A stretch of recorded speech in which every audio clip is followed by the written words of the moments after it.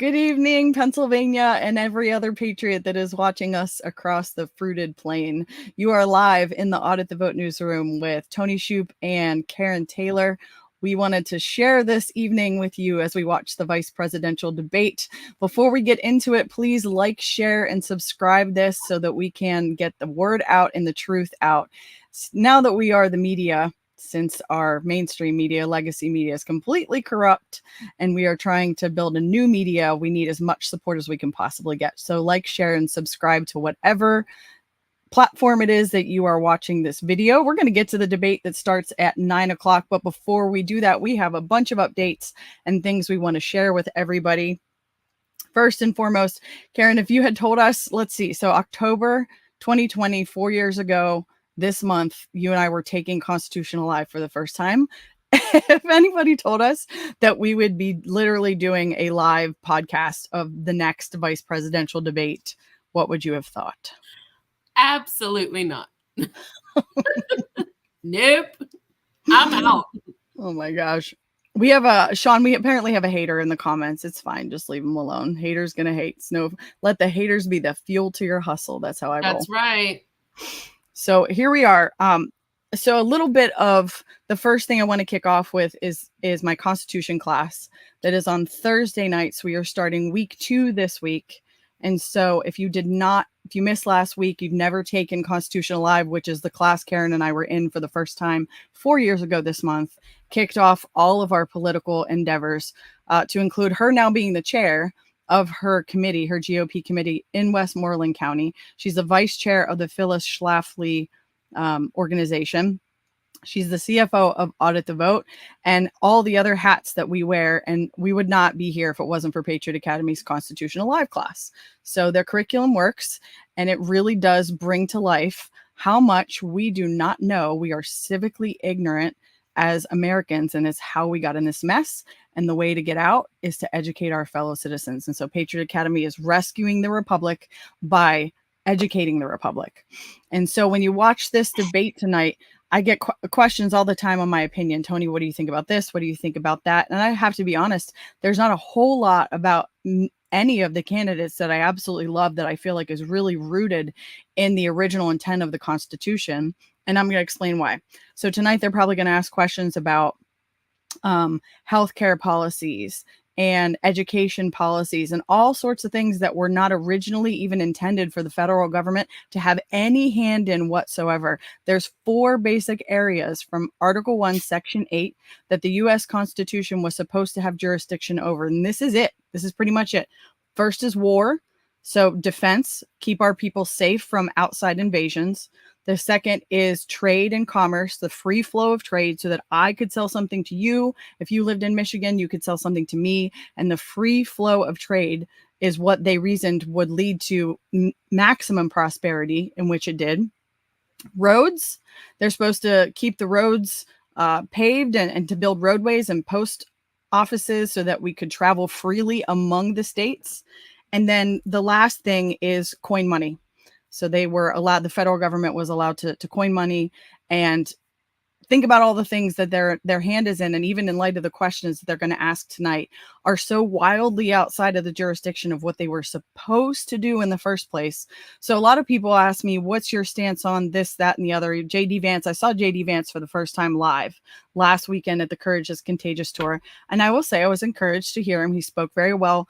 I love that he handled the Permane brothers issue with some grace, and he was a gentleman. And I think he offsets Trump's spontaneity. A lot of people that don't like Trump think he's too quick on the trigger. He's a loose cannon. He's going to get us into World War III. Although I would argue that he spent 4 years in the White House and was the first president that there were no new wars started under, and he brought us more peace than any president in our lifetime had ever done. But that's another separate issue. JD brings that calm, cool, collected. That's what I liked about what he did at Permane Brothers. But someone asked him when he was at the Courage Tour what his thoughts were on federal funds and the Department of Education. And I can't remember how he answered it, but the first thing that popped up in my head is, why is the federal government involved in education at all? Does everybody realize, and this isn't a dig on teachers or a cut on teachers, but federal government, DC, is not supposed to be. There's no Department of Education or anything even close to it in the US Constitution. And I would make the argument that them being involved in our education system has contributed nothing but havoc, chaos, and horrible policy. So I would say one of the first things that I hope happens, if we get the candidate that we would support, although we're supporting as individuals, by the way, not Audit the Vote, I would argue that slash the federal Department of Education. It should be left up to the states. The teachers and the parents that are involved in the students' daily lives are way better qualified to make decisions about their education choices than the federal government in Washington, D.C. So don't even get me started on all the rest of the stuff. So that's the lens that I view these debates through now, is thinking, well, first of all, is the federal government even supposed to be involved in that? Is healthcare in any one of those things? War, trade, roads, or coinage? No. What about Social Security? No. We are so wildly outside of the box. We've got a lot of work to do, which is why our mission, even though we are probably not going to get a hand count of paper ballots by November 5th, that is by far our mission long term. It's the only way we're going to restore trust and transparency in our election system, because you just can't see what's going on the inside of the machines. And so with that, when Joel gets a chance to put the Constitution flyer up there, if you have not joined Constitution Alive Thursday nights at 8:00, it's okay if you missed week 1. You can join us for week 2 and you can get caught up on week 1. I would love to see as many of you as possible on Thursday night at 8:00. We have a barn burner of a good time after the video is playing, our Patriots Anonymous therapy. Maybe this time even Karen, I'll pull Karen in as a special guest one week and you guys can get an update from her and ask questions. We'll definitely have Rick Green on at some point, and I'm working on his kiddos. So that being said, though, while Joel's getting that up, Karen, talk a little bit about the news that you mentioned with Clay Parikh and the voting machines, because 2020 was the safest and securest election safest ever. and securest election ever. There has been a case down in Georgia, DeKalb County versus Brad Raffensperger, and one of the expert witnesses is Clay Parikh from Alabama. And Clay is very well versed in electronic voting machines, as well as just a cyber expert. And he actually got on the stand yesterday, and I don't know how long he was on total, few hours, but in the middle of his testimony, he actually showed live on one of the voting machines how things can be manipulated, how you can add a candidate or take away a candidate. Absolutely ridiculous, the stuff that he pulled out. And I just hope people understand the gravity of the situation, because these are the machines that are being used right now. And the password for these machines is actually out there on the internet and it hasn't been updated. So literally anybody on the dark web can get this password and hack into the machine. And so I do hope that people understand the gravity of that situation and how they're basically showing that these machines can be programmed to do anything. I tell people all the time, look at what Harvard was able to do with those machines that make them look like a dog, right? They can walk like a dog and fetch like a dog and all those things. A machine can be programmed to do anything. And unfortunately, none of the machine companies have allowed anybody to get into the machines to see what the programming is, any of that stuff. And it's absolutely absurd. So how are we supposed to believe that what's going on? Amen. And I see you got the flyer up there for you. I was just going to say, so pay no attention to the screen and that we're talking about something totally separate. But no, the screen, backtracking a little bit, the QR code on there is how you can register for Constitution Alive. It's free. We were charging $10 to use it as a fundraiser for Audit the Vote, but since I came on board as staff for Patriot Academy, and I'm doing it for them, it is back to being free. So join us on Thursday nights. So flyer down. I asked Joel to queue up the trailer for the movie that Barb mentioned in the chat, Dinesh D'Souza's movie Vindicated Trump. Yep. I guess Rick Weibel is in the movie. Rick Weibel, yeah, our friend out of South Dakota, Rick Weibel is in the movie. And Rick Weibel is another one very similar to Clay Parikh, that has gone in front of the election board and gone in front of judges and basically showed that the malware and the antivirus on the laptops and the desktops that are given with the ES&S machines they're not being updated. So again, anybody can get into these machines. And I love how elected officials want to act like everything's good and there's no issues, but we have seen it with our own eyes. It's happened. Halderman hacked into a machine, right? Like, everybody wants to act like we're the psycho crazy conspiracy theory lunatics. But if everything was so free and fair, like, look at this. Okay, so yeah. go ahead and run this, because I want people to be able to see this. How do you buy a ballot? You can go to the shops that actually have the ballots, and you can buy them straight up. Well, I mean, most people think that to get a ballot, you've got to request one from the state. And you are now making the shocking claim that no, anyone can buy ballots. It's very simple. He purchases the ballots. He goes to any printing company you want in the nation. Certified blank ballot stock used for printing emergency Omni ballot BB. And just print them out. That's it. Actually, you can order online, and they'll ship it right to your house. How do you actually get all the information on the ballot? Many of the county and Secretary of States, you can actually look up what your ballot would look like, or and request an absentee ballot for your region and just copy that. Could I print 1,000 ballots? So we were able to, the first time, purchase 10,000 ballots. Vindicating Trump. Tickets available now. Opens nationwide in theaters September 27th. 10,000 ballots. 10,000, not 2, 10,000. I don't even know what. And this is why, so for us, yes, this is a very, very important, maybe the most important presidential election in our entire lifetimes. But the fight for us does not change no matter what happens on November 5th. It just gets different how we fight, depending on who comes out the winner. And I make I have no idea what's to happen. I'm making no assumptions. I really don't know. I don't think Karen does either. We're very realistic in that anything could happen on November 5th or weeks thereafter. But the fight does not change. We've got to get back to hand counting paper ballots that perhaps can't be copied and just fed through a machine that you then don't even know how it's reading. All that. Let's see. We've got 16 minutes to chat a little bit.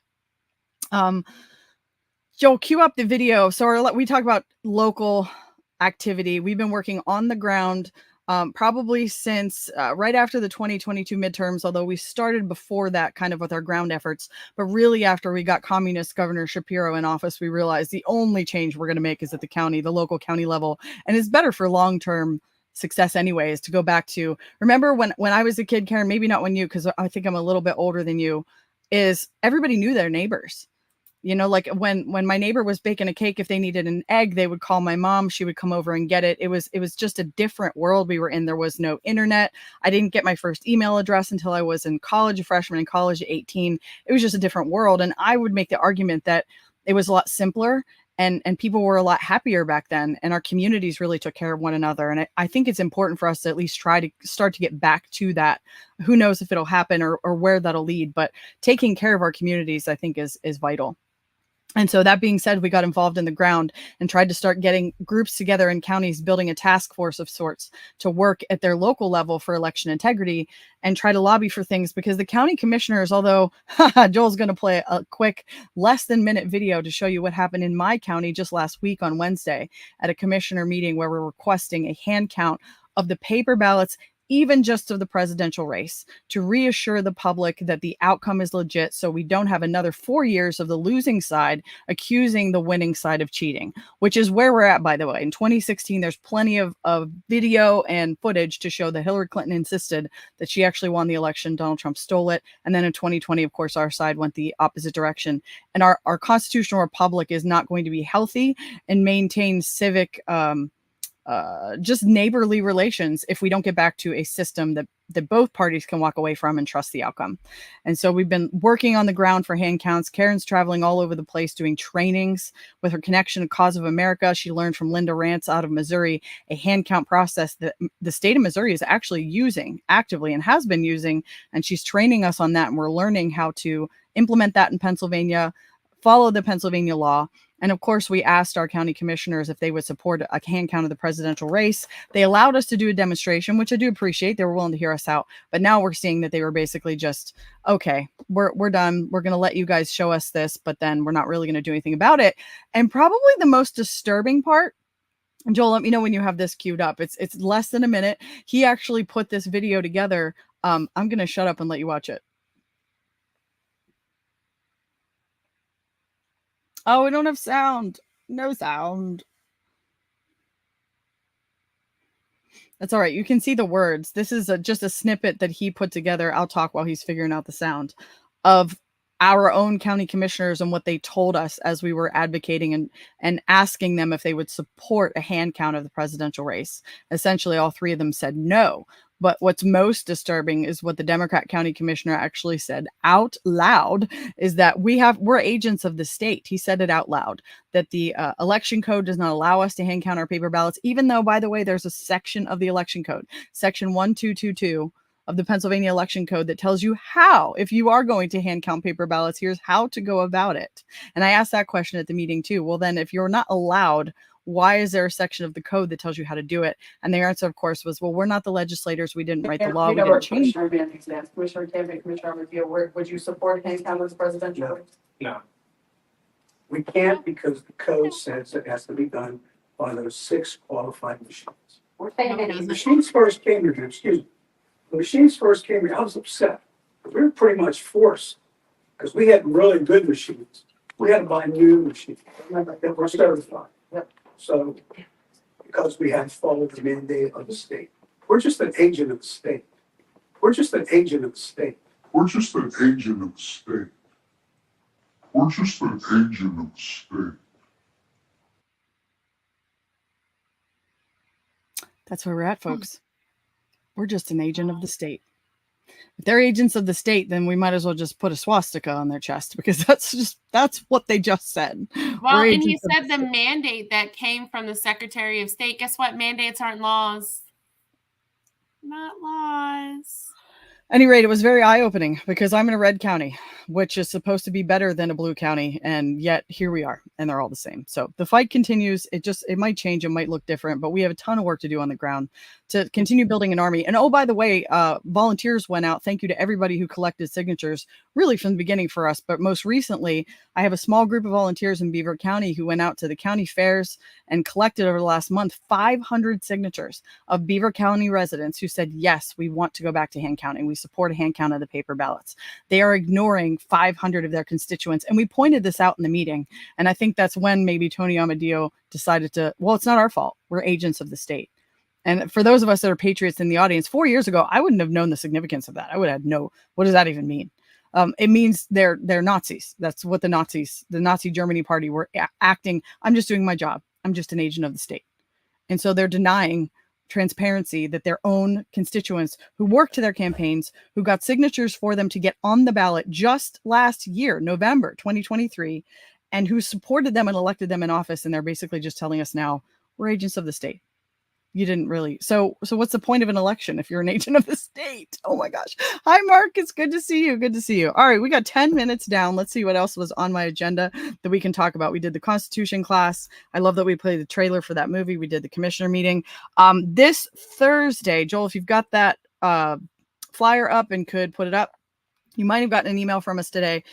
Jenny Beth Martin from Tea Party Patriots Action connected with me and asked if she could come up and do a training for how to use the Numenar app. Now, if you're not working on Get Out the Vote efforts and you're not knocking on doors, you probably have no idea what I'm talking about. So Google Numenar and take a look at that. But if you're not, I would say, why not? Because we got 35 days. And so everybody can do a little bit of something and do their part. And one of the things I think is super simple. I'm not a big Get Out the Vote person. Not that we don't need it. It's just not our role at Audit the Vote. We're let's mitigate the cheat and minimize the steal and expose what the government is doing that they're not being transparent about. We absolutely need Get Out the Vote efforts. And what Jenny Beth and her group has done is figured out a way to use the contacts in your own cell phone with the Numenar app, which is a Get Out the Vote app, so that you can use relational Get Out the Vote efforts. And it'll tell you the people in your phone who are low propensity voters, meaning they don't vote very often, where they stand on certain issues according to what the data that this app is able to pull, so that you'll know people in your own circle. You'll be able to send a text and reach out to them and make sure they have a plan to vote. Hey, are you planning on going to the polls? How are you going to vote? It's a way we can maximize our efforts. The left, by the way, has about 8 different apps that do this, and they've been doing it for quite some time. I don't know if it's been quite a decade, but at least over the last 5 years, they've been utilizing this technology, and our side has not at all.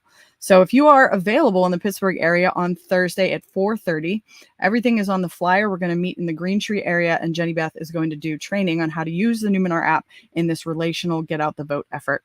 There's no charge for it. It's free to attend. It's only going to take about an hour. So that's where I'll be, and you are all welcome to join me. If you don't know who Jenny Beth Martin is, she was the person that led the America's Frontline Doctors effort. So if we go all the way back in June of 2020, remember the viral video that got 17 million views in 24 hours after Dr. Stella Emanuel went crazy on the the Supreme Court steps. They had a white coat, what they called a white coat summit in front of the Supreme Court steps. There were like 12 to 15 different doctors that had been treating COVID on the ground, who were trying to get the word out that there were treatment options. There's ivermectin, there's hydroxychloroquine. There doesn't have to be this worldwide pandemic, this panic that they've shut down planet Earth for, is what doctors were trying to get out. Jenny Beth actually spearheaded that entire effort. So if you don't know who she is, that's be careful talking about hydroxychloroquine and ivermectin. We're going to get called, psycho conspiracy theorists again. Although I think I did just hear that remdesivir got recalled. I think I just heard that. I don't know, Karen, how you do. I see floating headlines all day long. I don't know what to trust and what to vet sometimes. It's hard. It's so hard. There's so much. You want to talk about disinformation and misinformation? I love how that's the thing that a lot of the people currently in government are trying to say is, well, the First Amendment needs to be reeled in because there's so much disinformation and misinformation. And my question is, who decides what disinformation and misinformation is? So Joel, I think Joel wants to just make sure that we can hear everything for the live stream before we get on, so that way we don't miss anything. No sound. The other thing I do want to talk about real quick, for most of you guys who follow us, you know who Mike Lindell is. He has been fighting tooth and nail. He's literally given up everything, and we did partner with him. We do have a code for his store, My Pillow. He's got a lot of amazing sales, especially coming into the holidays right now. And if you guys use our promo code ATVPA, you guys can get a discount. It helps support us. It helps support Mike. All in all, just really helps support election integrity as a whole, because with everything that Mike has done and everybody that he's supported, we want to kind of return the favor. So go check out mypillow.com. You can also get mystore.com as well. Our promo code works on there too. That's where all his coffee is, which I love his coffee. It's so yummy. But there's so many other awesome American-made products on there too. So check it out. Sean in the comments is asking, you just realized we're both wearing hats. Do we both do that so we aren't tempted to pull out our hair? Except actually, mine's still right here, but yes. I hadn't even thought about that. It's more because I didn't get to fix my hair, and trust me, you don't want to see what's under it. So that's why I threw the hat on. But bonus, now maybe we won't. I just have to throw my ponytail back there so that I don't want to pull it. Bonus, we won't want to pull her. I think that JD Vance is going to absolutely crush Governor Walz. I really do. I'm looking, especially after hearing him the other day. And I will say, I'm getting a lot of questions too after a post I put out on social media about why JD Vance wasn't I'm open and honest. He wasn't my pick. It is what it is. They're going to get my vote, but he was not my pick because he was not on the election integrity train. And we're incredibly biased, of course, because we've uprooted our life for the election integrity cause. And so if you weren't screaming that something went wrong in 2020, in my eyes, it's just you're automatically a few pegs down. And so when he was running in the primaries, the election integrity folks were supporting a different candidate, which is really the reason why he's almost. We heard it for a minute. We heard it for a split second. Anyway, that's my credit. I have other concerns as well, which we all should, by the way. There is no such thing as a perfect candidate. Nope. There is, we are all fallen short of the glory of God. All have sinned, fallen short of the glory of God. And so we're never going to have a perfect candidate. That's why it's important for us to understand the Constitution, what the jurisdiction of the government is supposed to be in its various roles, executive branch, legislative branch, and the judicial branch, so that as we're evaluating policies, where these guys stand on how they're going to pass legislation or handle issues and policies, that's the important stuff to be voting on, not the individuals or even the parties for that matter. So we'll be watching for that tonight. It looks great, Joel. You got 4 minutes to figure out the sound, buddy. Well, and here's the other thing that I saw what is his name? Andrew Tate, that a lot of people follow, and he was talking about how women shouldn't be able to vote because they're too emotional. And in some ways I do agree with that, but here's the thing. You have to take emotion out of this. This is not about emotion. I saw the other day somebody was talking about a billionaire who basically said that his surgeon, if he has to have a procedure, he will find the most narcissistic surgeon that he can, because he knows that they will not fail. They won't, their ego will not allow themselves to fail. And in some ways, as much as people want to call Trump narcissistic or whatever, he will not allow himself to fail. So you may not like, his tweets, or you may not like whatever, but you have to look at policy wise. And it's not just, I'm not just saying Trump in general, just because he's on the ticket, but whoever you vote for, stop looking at emotion. Stop looking at what's best for you. Think about what's best for the country, what's best for your kids, what's best for your grandkids, because ultimately you're not voting for you. You're voting for what happens 5, 10, 15, 20 years down the road. And it's all going to start with that candidate. Amen. Amen. Very good. Let's see. Joel, he's I don't know what's going on, but whatever. We'll get it eventually. Oh, look. We'll get it figured out. Oh, every time it pops up, I'm like, are we going to get it?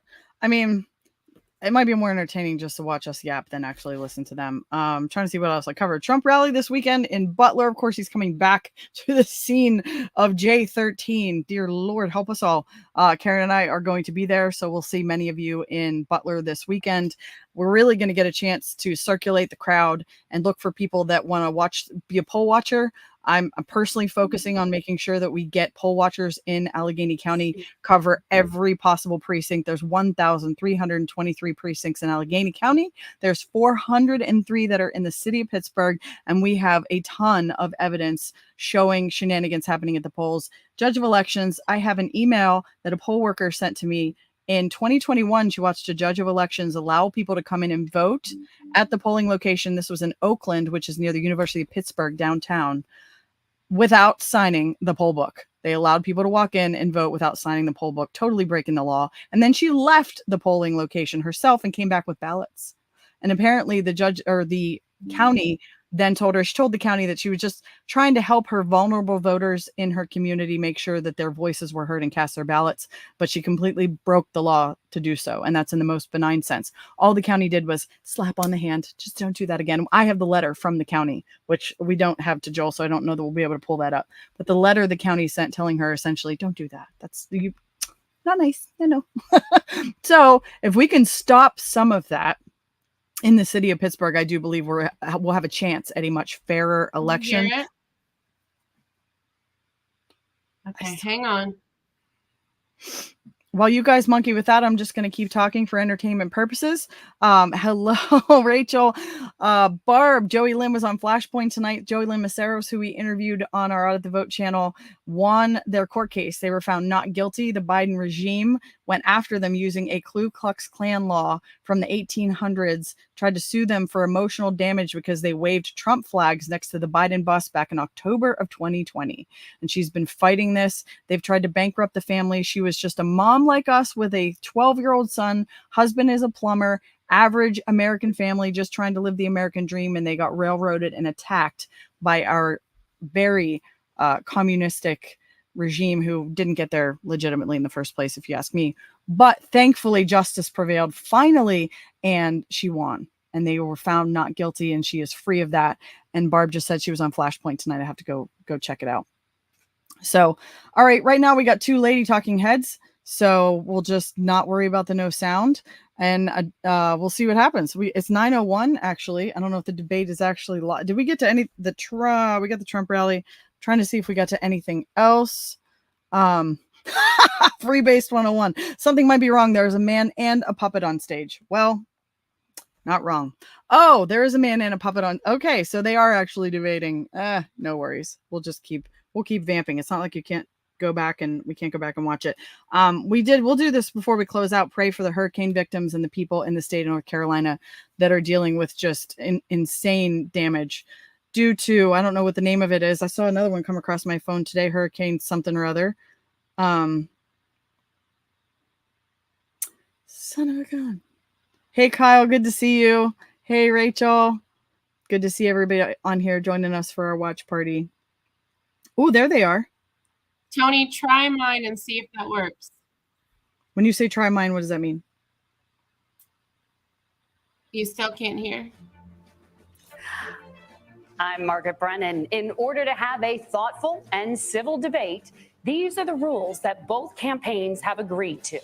Questions will be directed at one candidate who will have 2 minutes to respond. The other candidate will be allowed 2 minutes for rebuttal. Then each candidate will get another minute to make further points, with an additional 1 minute each at the discretion of the moderator. The primary role of the moderators is to facilitate the debate between the candidates, enforce the rules, and provide the candidates with the opportunity to fact-check claims made by each other. CBS News reserves the right to mute the candidates' microphones to maintain decorum. We have not shared the questions or topics with the campaigns. Sure you didn't. The stage is set. Governor, Senator, thank you for joining us. Let's get started. Tonight, our country is facing several unfolding crises. The Middle East is on the brink of war. Americans are suffering from the catastrophic impact of Hurricane Helene. And now a labor strike as 25,000 dock workers from Maine to Texas are picketing. We're going to begin tonight with the Middle East. Margaret. Thank you, Nora. Earlier today, Iran launched its largest attack yet on Israel, but that attack failed, thanks to joint U.S. and Israeli defensive action. President Biden has deployed more than 40,000 U.S. military personnel and assets to that region over the past year to try to prevent a regional war. Iran is weakened, but the U.S. still considers it the largest state sponsor of terrorism in the world, and it has drastically reduced the time it would take to develop a nuclear weapon. It is down now to 1 or 2 weeks' time. Governor Walz, if you were the final voice in the Situation Room, would you support or oppose a preemptive strike by Israel on Iran? You have 2 minutes. Well, thank you. And thank you for those joining at home tonight. Let's keep in mind where this started. October 7th, Hamas terrorists massacred over 1,400 Israelis and took prisoners.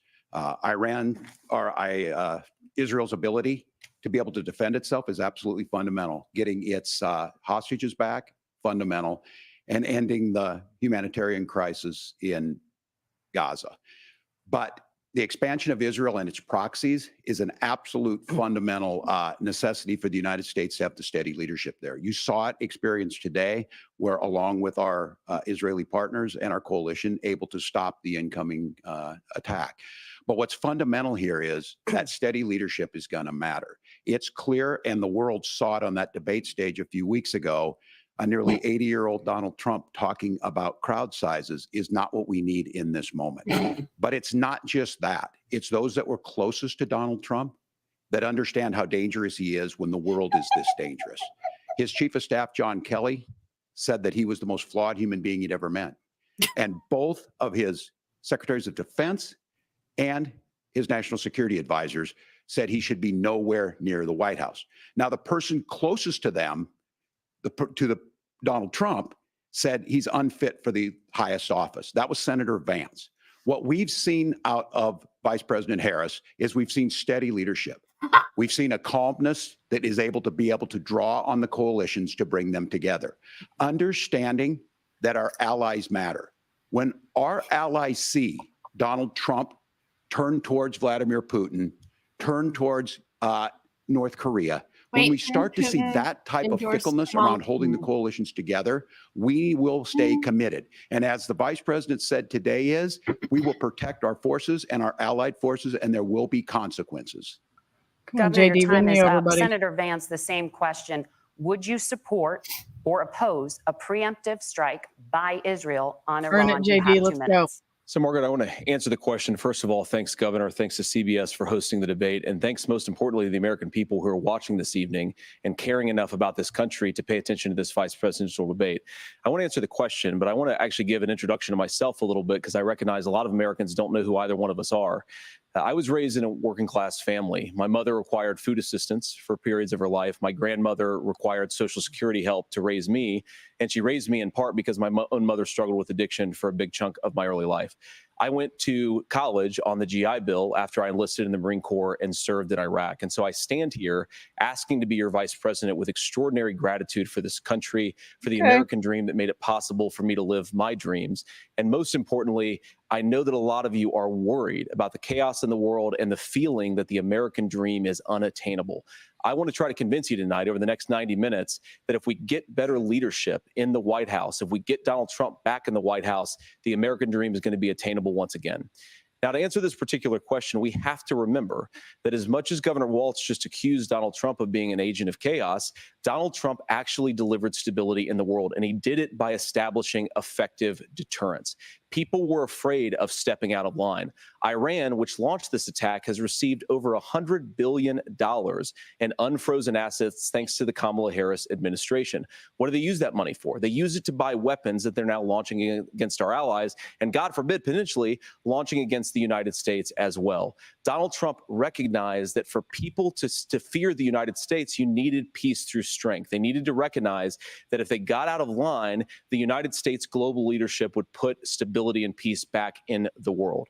Now, you asked about a preemptive strike, Margaret, and I want to answer the question. Look, it is up to Israel what they think they need to do to keep their country safe, and we should support our allies wherever they are when they're fighting the bad guys. I think that's the right approach to take with the Israel question. Thank you, Senator. Governor Walz, do you care to respond to any of the allegations? Well, look, Donald Trump was in office. We'll sometimes hear a revisionist history, but when Donald Trump was in office, it was Donald Trump who we had a coalition of nations that had boxed Iran's nuclear program in, the inability to advance it. Donald Trump pulled that program and put nothing else in its place. So Iran is closer to a nuclear weapon than they were before because of Donald Trump's fickle leadership. And when Iran shot down an American aircraft in international airspace, Donald Trump tweeted, because that's the standard diplomacy of Donald Trump. And when Iranian missiles did fall near U.S. troops and they received traumatic brain injuries, Donald Trump wrote it off as headaches. Look, our allies understand that Donald Trump is fickle. He will go to whoever has the most flattery or where it makes sense to him. Steady leadership like you witnessed today, like you witnessed in April. Both Iranian attacks were repelled. Our coalition is strong, and we need the steady leadership that Kamala Harris is providing. Senator Vance, the U.S. did have a diplomatic deal with Iran to temporarily pause parts of its nuclear program, and President Trump did exit that deal. He recently said, just 5 days ago, the U.S. must now make a diplomatic deal with Iran because the consequences are impossible.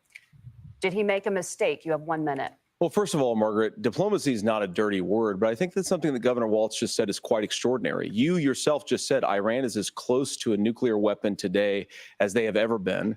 And Governor Walz, you blamed Donald Trump. Who has been the vice president for the last 3.5 years? And the answer is your running mate, not mine. Donald Trump consistently made the world more secure. Now, we talk about what the sequence of events that led us to where we are right now, and you can't ignore October the 7th, which I appreciate Governor Walz bringing up. But when did Iran and Hamas and their proxies attack Israel? It was during the administration of Kamala Harris. So Governor Walz can criticize Donald Trump's tweets, but effective, smart diplomacy and peace through strength is how you bring stability back to a very broken world. Donald Trump has already done it once before. Ask yourself at home, when was the last time, I'm 40 years old, when was the last time that an American president didn't have a major conflict break out? The only answer is during the 4 years that Donald Trump was president. Gentlemen, we have a lot to get to. Nora? Margaret, thank you. Let's turn now to Hurricane Helene. The storm could become one of the deadliest on record. More than 160 people are dead and hundreds more are missing. Scientists say climate change makes these hurricanes larger, stronger, and more deadly because of the historic rainfall. Senator Vance, according to CBS News polling, 7 in 10 Americans and more than 60% of Republicans under the age of 45 favor the U.S. taking steps to try and reduce climate change. Senator, what responsibility would the Trump administration have to try and reduce the impact of climate change? I'll give you 2 minutes. Sure. So first of all, let's start with the hurricane, because it's an unbelievable, unspeakable human tragedy. I just saw today actually a photograph of 2 grandparents on a roof with a 6-year-old child, and it was the last photograph ever taken of them because the roof collapsed and those innocent people lost their lives. And I'm sure Governor Walz joins me in saying our hearts go out to those innocent people, our prayers go out to them, and we want as robust and aggressive as a federal response as we can get to save as many lives as possible, and then of course afterwards to help the people in those communities rebuild. I mean, these are communities that I love. Some of them I know very personally in Appalachia, all across the Southeast. They need their government to do their job. And I commit that when Donald Trump is president again, the government will put the citizens of this country first when they suffer from a disaster. And Nora, you asked about climate change. I think this is a very important issue. Look, a lot of people are justifiably worried about all these crazy weather patterns. I think it's important for us, first of all, to say, Donald Trump and I support clean air, clean water. We want the environment to be cleaner and safer. But one of the things that I've noticed some of our Democratic friends talking a lot about is a concern about carbon emissions, this idea that carbon emissions drives all of the climate change. Well, let's just say that's true, just for the sake of argument, so we're not arguing about weird science. Let's just say that's true. Well, if you believe that, what would you want to do? The answer is that you'd want to reshore as much American manufacturing as possible, and you'd want to produce as much energy as possible in the United States of America, because we're the cleanest economy in the entire world.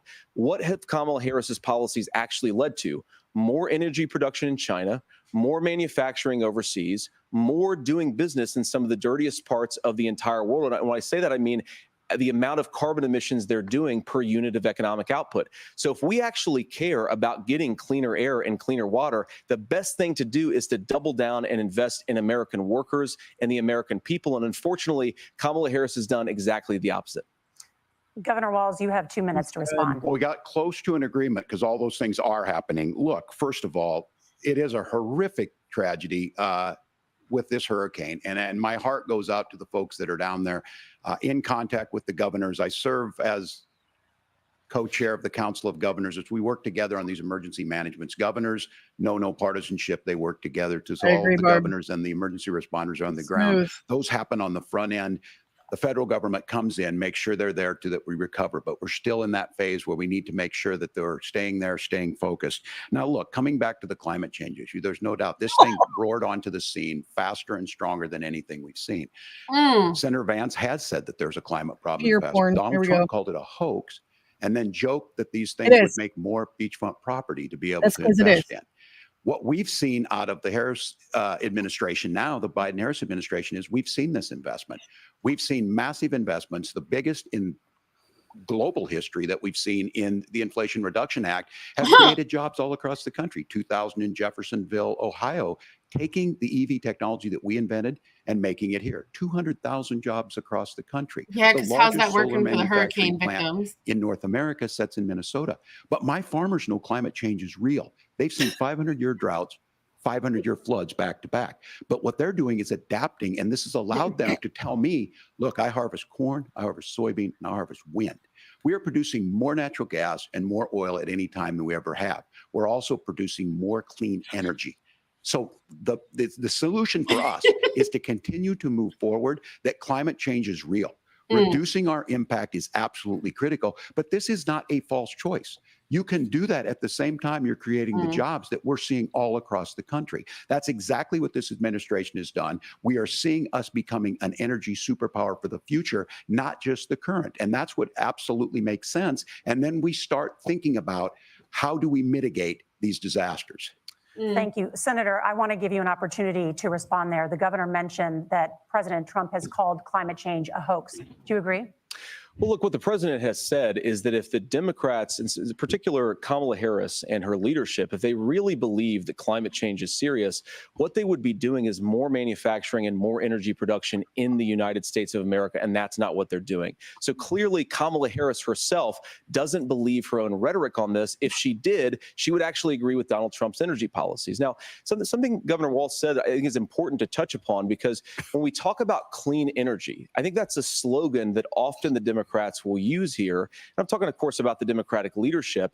And the real issue is that if you're spending hundreds of millions or even billions of dollars of American taxpayer money on solar panels that are made in China, number one, you're going to make the economy dirtier. We should be making more of those solar panels here in the United States of America. Some of them are, Tim, but a lot of them are being made overseas in China, especially the components that go into those solar panels. So if you really want to make the environment cleaner, you've got to invest in more energy production. We haven't built a nuclear facility, I think, one in the past 40 years. Natural gas, we got to invest more in it. Kamala Harris has done the opposite. That's raised energy prices and also meant that we're doing worse by the climate. Senator, your time is up. Governor, would you like to respond? Well, look, we're producing more natural gas than we ever have. There's no moratorium on that. We're producing more oil. But the folks know, and like I said, again, these are not liberal folks. These are not folks that are Green New Deal folks. These are farmers that have been drought one year, massive flooding the next year. They understand that it makes sense. Look, our number one export cannot be topsoil from erosion from these massive storms. We saw it in Minnesota this summer. And thinking about how do we respond to that, we're thinking ahead on this. And what Kamala Harris has been able to do in Minnesota, we're starting to weatherproof some of these things. The infrastructure law that was passed allows us to think about mitigation in the future. How do we make sure that we're protecting by burying our power lines? How do we make sure that we're protecting lakefronts and things that we're seeing more and more of? But to call it a hoax and to take the oil company executives to Mar-a-Lago, say, give me money for my campaign and I'll let you do whatever you want. We can be smarter about that. And an all-above energy policy is exactly what she's doing, creating those jobs right here. Governor, your time is up. The overwhelming consensus among scientists is that the Earth's climate is warming at an unprecedented rate. Margaret, oh, for the thank you, sakes of heaven. We're going to turn now to Here we go. immigration. The crisis at the Debating U.S.-Mexico border consistently ranks as one of the top issues. At least they're talking about constitutional issues, war, infrastructure, border. Your campaign is pledging to carry out the largest mass deportation plan in American history and to use the U.S. military to do so. Could you be more specific about exactly how this will work? For example, would you deport parents who have entered the U.S. illegally and separate them from any of their children who were born on U.S. soil? Oh, seriously? So first of all, Margaret, before we talk about deportations, we have to stop the bleeding. We have a historic immigration crisis because Kamala Harris started and said that she wanted to undo all of Donald Trump's border policies. 94 executive orders suspending deportations, decriminalizing illegal aliens, massively increasing the asylum fraud that exists in our system. That has opened the floodgates. And what it's meant is that a lot of fentanyl is coming into our country. I had a mother who struggled with opioid addiction and has gotten clean. I don't want people who are struggling with addiction to be deprived of their second chance because Kamala Harris let in fentanyl into our communities at record levels. So you've got to stop the bleeding. You've got to re-implement Donald Trump's border policies, build the wall, re-implement deportations. And that gets me to your point, Margaret, about what do we actually do? So we've got 25 million illegal aliens who are here in the country. What do we do with them? I think the first thing that we do is we start with the criminal migrants. About 1 million of those people have committed some form of crime in addition to crossing the border illegally. I think you start with deportations on those folks. And then I think you make it harder for illegal aliens to undercut the wages of American workers. A lot of people will go home if they can't work for less than minimum wage in our own country. And by the way, that'll be really good for our workers who just want to earn a fair wage for doing a good day's work. And the final point, Margaret, is you ask about family separation. Right now in this country, Margaret, we have 320,000 children that the Department of Homeland Security has effectively lost. Some of them have been sex trafficked. Some of them hopefully are at homes with their families. Some of them have been used as drug trafficking mules. The real family separation policy in this country is unfortunately Kamala Harris's wide open southern border. And I'd ask my fellow Americans to remember when she came into office, she said she was going to do this. Real leadership would be saying, you know what, I screwed up. We're going to go back to Donald Trump's border policies. I wish that she would do that. It would be good for all of us.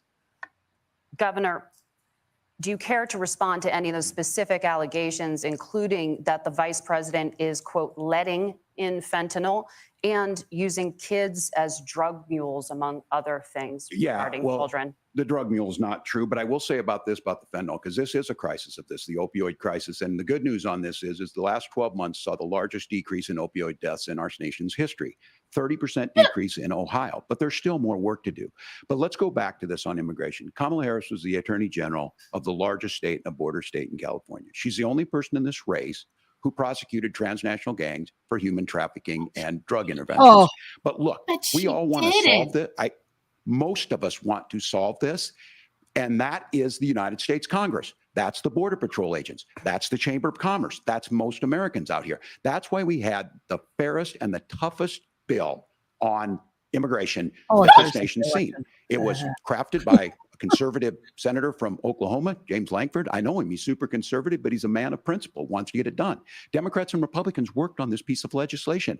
The Border Patrol said, this is what we need in here. These are the experts. And the Chamber of Commerce and the Wall Street Journal said, pass this thing. Kamala Harris helped get there. 1,500 new border agents. Border Patrol hates Detection for drugs. They don't like her DOJ money to speed up these the adjudications on this, just what America wants.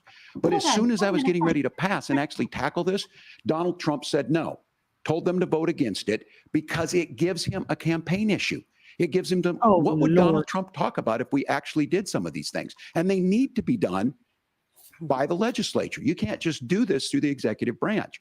So look, we have the options to do this. Donald Trump had 4 years.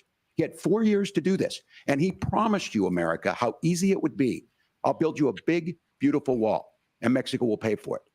Less than 2% of that wall got built, and Mexico didn't pay a dime. But here we are again, 9 years after he came down that escalator, dehumanizing people and telling them what he was going to do. As far as the deportation plan, at one point, Senator Vance said it was so unworkable to be laughable. So that's where we're at. Pass the bill, she'll sign it. Governor, your time is up.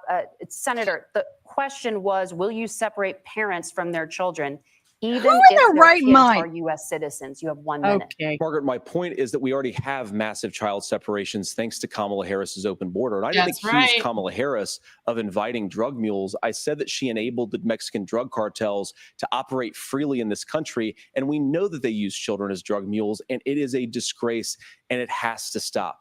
Look, I think what Tim said just doesn't pass the smell test. For 3 years, Kamala Harris went out bragging that she was going to undo Donald Trump's border policy. She did exactly that. We had a record number of illegal crossings. We had a record number of fentanyl coming into our country.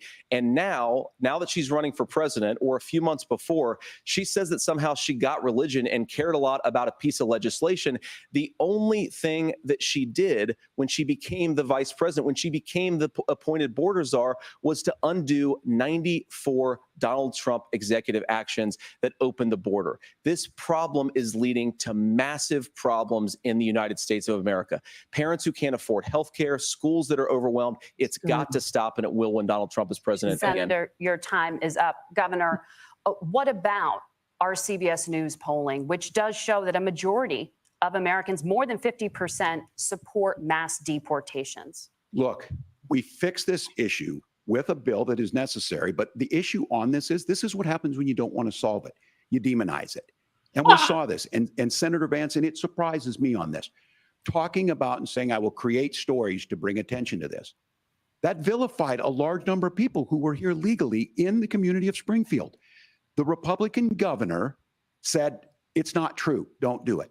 There's consequences for this. There's consequences. We could come together. Senator Lankford did it. We could come together and solve this if we didn't let Donald Trump continue to make it an issue. And the consequences in Springfield were the governor had to send state law enforcement to escort kindergartners to school. I believe Senator Vance wants to solve this, but by standing with Donald Trump and not working together to find a solution, it becomes a talking point. And when it becomes a talking point like this, we dehumanize and villainize other human beings. Tim, Governor, your time is up. Senator, I'll give you 1 minute, but let me just ask you the question first.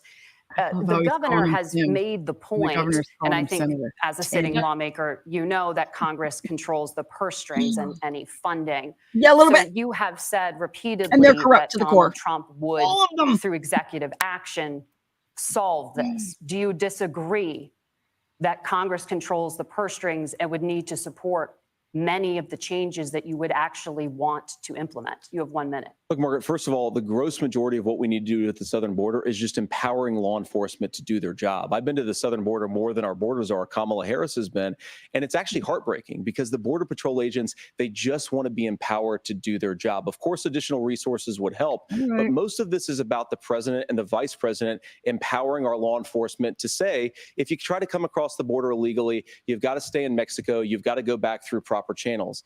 Now, Governor Walz brought up the community of Springfield, and he's very worried about the things that I've said in Springfield. Look, in Springfield, Ohio, and in communities all across this country, you've got schools that are overwhelmed. You've got hospitals that are overwhelmed. You have got housing that is totally unaffordable because we brought in millions of illegal immigrants to compete with Americans for scarce homes. The people that I'm most worried about in Springfield, Ohio, are the American citizens who have had their lives destroyed by Kamala Harris's open border. It is a disgrace, Tim. And I actually think, I agree with you. I think you want to solve this problem, but I don't think that Kamala Harris does. Senator, your time is up. Governor, you have 1 minute to respond. Yeah, well, it is law enforcement that asked for the bill. They helped craft it. They're the ones that supported it. That's because they know we need to do this. Look, this issue of continuing to bring this up, of not dealing with it, of blaming migrants for everything. On housing, we could talk a little bit about Wall Street speculators buying up housing and making them less affordable, but it becomes a blame. Look, this bill also gives the money necessary to adjudicate. I agree. It should not take 7 years for an asylum claim to be done. This bill gets it done in 90 days. Then you start to make a difference in this, and you start to adhere to what we know, American principles. I don't talk about my faith a lot, but Matthew 25:40 talks about to the least amongst us, you do unto me. I think that's true of most Americans. They simply want order to it. This bill does it. It's funded. It's supported by the people who do it, and it lets us keep our dignity about how we treat other dignity, people. A Bible verse, you kill babies. Governor. And just to clarify for our viewers, Springfield, Ohio does have a large number of Haitian migrants who have legal status, temporary protected status. Well, Margaret, but thank you, Senator. We have so much to get to. Margaret, I think it's important. Really? We're going to turn out of the economy. Thank Margaret, you. The rules were that you guys weren't going to fact check. And since you're fact checking me, I think it's important to say what's actually going on. So there's an application called the CBP One app, where you can go on as an illegal migrant, apply for asylum or apply for parole, and be granted legal status at the wave of a Kamala Harris open border wand. That is not a person coming in, applying for a green card and waiting for 10 years. That is the facilitation of illegal immigration, Margaret, by Thank our you, own Senator, for leadership. describing the legal process. We have so much to get to, Senator. Those laws have been on the books since 1990. Thank you, gentlemen. The we CBP want to have One app has not been on the books since 1990. It's something that Kamala Harris. They muted him. Gentlemen, That is my the audience can't hear you because your mics These are two cut. need their We have heads knocked so much we together. want to Look, get the to. flesh Thank you is for out. I'm explaining the sorry. legal Just knock process. me- Oh, Nora. right in the Thank you, throat. Margaret. That's The okay. economy is a top concern for I have voters. fact-checking on Each the of your Border Patrol. You campaigns just has wait till released an afterwards. economic plan. So let's talk about the I'd specifics. love to see the other pork that's Governor in that bill, Walz, by the Vice way. President 'cause they Harris don't do anything unveiled a clean. plan that includes billions in tax credits for manufacturing, housing, and a renewed child tax credit. The Wharton School says your proposals will increase the nation's deficit by $1.2 trillion. How would you pay for that without ballooning the deficit? Governor, I'll give you 2 minutes. Yeah, thank you. And Kamala Harris and I do believe in the middle class because that's where we come from. We both grew up in that. We understand. So those of you out there There it listening is. tonight, you're hearing a lot of stuff back and Elitist forth, and it's good. It's healthy. That's career what this is supposed to politician. happen. You should be listening. How's this going to impact me? The bold forward plan that Kamala Harris put out there is talking about this housing issue. The one thing is there's 3 million new houses proposed under this plan with down payment assistance on the front end to get you a house. Housing. A house Housing's is not the much government's more responsibility, than by just the way. an asset to They be just traded said somewhere. unconstitutional. It's Here we go. foundational to where you're at. And then making sure that the things you buy every day, whether they be prescription drugs or other things, that there's fairness in that. Look, the $35 free market. insulin Notice is a good fairness. thing, Fairness. but it costs $5 to Fairness. make insulin. They were charging $800 before this law went into effect. As far as the housing goes, I've seen it in Minnesota. 12% more houses in Minneapolis, prices went down on rent 4%. It's working. And then making sure tax cuts go to the middle class. $6,000 child tax credit. We have one in Minnesota, reduces childhood poverty by a third. We save money in the long run, and we do the right thing for families. And then getting businesses off the ground. The law as it stands right now is $5,000 tax credit for small business, increasing that to $50,000. Now, this is a philosophical difference between us. Donald Trump made a promise, and I'll give you this. He kept it. He took folks to Mar-a-Lago, said, you're rich as hell, I'm going to give you a tax cut. He gave the tax cuts that predominantly went to the top class. What happened there was an $8 trillion increase in the national debt, the largest ever. Now he's proposing a 20% consumption or sales tax on everything we bring in. Everyone agrees, including businesses, it would be destabilizing it. It would increase inflation and potentially lead to a recession. Well, look, it would this make is more simple stuff for made you. in America. Where are we going? Kamala Harris has said to do the things she wants to do. We'll just ask the wealthiest to pay their fair share. When you do that, our system works best. More people are participating in it, and folks have the things that they need. Socialism.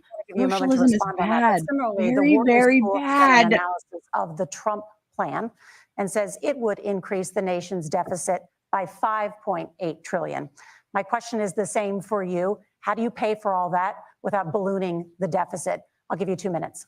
Well, first of all, you're going to hear a lot from Tim Walz this evening, and you just heard it in the answer. A lot of what Kamala Harris proposes to do, and some of it, I'll be honest with you, it even sounds pretty good. Here's what you won't hear, is that Kamala Harris has already done it. Because she's been the vice president for 3.5 years. She had the opportunity to enact all of these great policies. And what she's actually done instead is drive the cost of food higher by 25%, drive the cost of housing higher by about 60%. Open the American southern border and make middle-class life unaffordable for a large number of Americans. If Kamala Harris has such great plans for how to address middle-class problems, then she ought to do them now. Not when asking for a promotion, but in the job the American people gave her 3.5 years ago. And the fact that she isn't tells you a lot about how much you can trust her actual plan. She stole it. Now, but Donald that's Trump's economic plan is not just a plan, but it's also Stole a it, record. JD. A lot of those same economists attack Donald Trump's plans, and they have PhDs, but they don't have common sense and they don't have wisdom, because Donald Trump's economic policies delivered the highest take-home pay in a generation in this country, 1.5% inflation, and to boot, peace and security all over the world. So when people say that Donald Trump's economic plan doesn't make sense, I say, look at the record. He delivered rising take-home pay for American workers. Now, Tim admirably admits that they want to undo the Trump tax cuts. But if you look at what was so different about Donald Trump's tax cuts, even from previous Republican tax cut plans, is that a lot of those resources went to giving more take-home pay to middle class and working class Americans. It was passed in 2017, and you saw an American economic boom unlike we've seen in a generation in this country. That is a record that I'm proud to run on, and we're going to get back to that common sense wisdom so that you can afford to live the American dream again. I know a lot of you are struggling. I know a lot of you are worried about paying the bills. It's going to stop when Donald Trump brings back common sense to this country. Governor, do you want to respond to that? What has Kamala Harris done for the middle class? Yeah, well, Kamala Harris's day one was Donald Trump's failure on COVID that led to the collapse of our economy. We for the love of Jesus. In a manufacturing recession, but 10 million people out of work, largest percentage since the Great Depression. 9 million jobs closed on that. That was day one, whether it was the Infrastructure Act or other things we moved. Now, you made a question about experts, said this. I've made a note of this. Economists can't be trusted. Science can't be trusted. National security folks can't be trusted. Look, if you're going to be president, you don't have all the answers. Donald Trump believes he does. My pro tip of the day is this. If you need heart surgery, listen to the people at the Mayo Clinic in Rochester, Minnesota, not Donald Trump. And the same thing goes with this. And I ask you out there, teachers, our medical system, our corrupt medical system. How is it fair that you're paying your taxes every year? Welcome to the and fun. Donald Trump hasn't paid any federal tax in the last 15 years, and the last year as president. That's what's wrong with the system. There's a way around it, and he's bragged about that. We're just asking for fairness in it, and that's all you want. Fairness. Fairness, Governor, you say Toni. trust the experts. But those same experts for 40 years said that if we shipped our manufacturing base off to China, we'd get cheaper goods. They lied about that. They said if we shipped our industrial base off to other countries, to Mexico and elsewhere, it would make the middle class stronger. They were wrong about that. They were wrong about the idea that if we made America less self-reliant, less productive in our own nation that would Socialism somehow make us doesn't better work. off, and they were wrong about it. And for the first time in a generation, Donald Trump had the wisdom and the courage to say to that bipartisan consensus, we're not doing it anymore. We're bringing American manufacturing back. We're unleashing American energy. We're going to make more of our own stuff. And this isn't just an economic issue. I mean, I've got 3 beautiful little kids at home, 7, 4, and 2, and I love them very much, and I hope they're in bed right now. But look, so many of the drugs, the pharmaceuticals that we put in the bodies of our children are manufactured by nations that hate us. This has to stop. And we're not going to stop it by listening to experts. We're going to stop it by listening to common sense wisdom, which is what Donald Trump governed on. Senator, your time is up. Governor Walz, can you address that? I mean, voters say they trust Donald Trump on the economy more. Why? Well, if you're listening tonight and you want billionaires to get tax cuts, you heard what the numbers were. Look, I'm a union guy on this. I'm not a guy who wanted to ship things overseas, but I understand that, look, we produce soybeans and corn. We need to have fair trading partners. That's something that we believe in. I think the thing that most concerns me on this is Donald Trump was the guy who created the largest trade deficit in American history with China. Got it. So the rhetoric is good. Much of what the senator said right there, I'm in agreement with him on this. I watched it happen too. I watched it to my communities, and we talked about that. But we had people undercutting the right to collectively bargain. We had right to work states made it more difficult. We had companies that were willing to ship it over, and we saw people profit. Folks that are venture capital in some cases, putting money into companies that were overseas. We're in agreement that we bring those home. The issue is Donald Trump is talking about it. Kamala Harris has a record, 250,000 more manufacturing jobs just out of the IRA. May I respond to that? Yes. So appreciate that. So if you notice, what Governor Walz just did is he said, first of all, Donald Trump has to listen to the experts.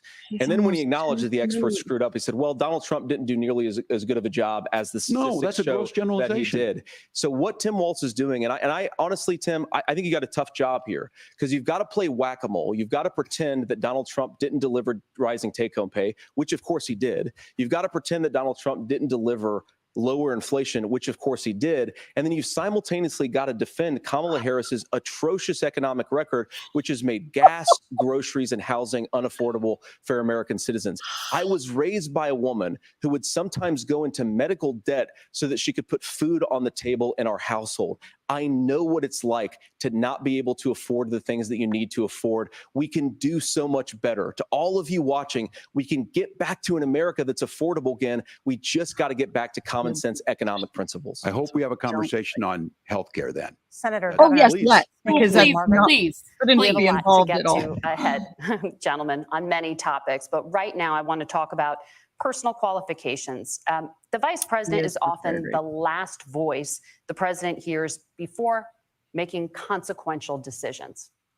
We want to ask you about your leadership qualities. Governor Walz, this ought to be good. You said you were in Hong Kong during the deadly Tiananmen Square protests in the spring of 1989. But Minnesota Public Radio and other media outlets are reporting that you actually didn't travel to Asia until August of that year. Ooh. Can you explain that discrepancy? Yeah, well, and to the folks out there who didn't get at the top of this, look, I grew up in small rural Nebraska, town of 400, town that you rode your bike with your buddies till the streetlights come on, and I'm proud of that service.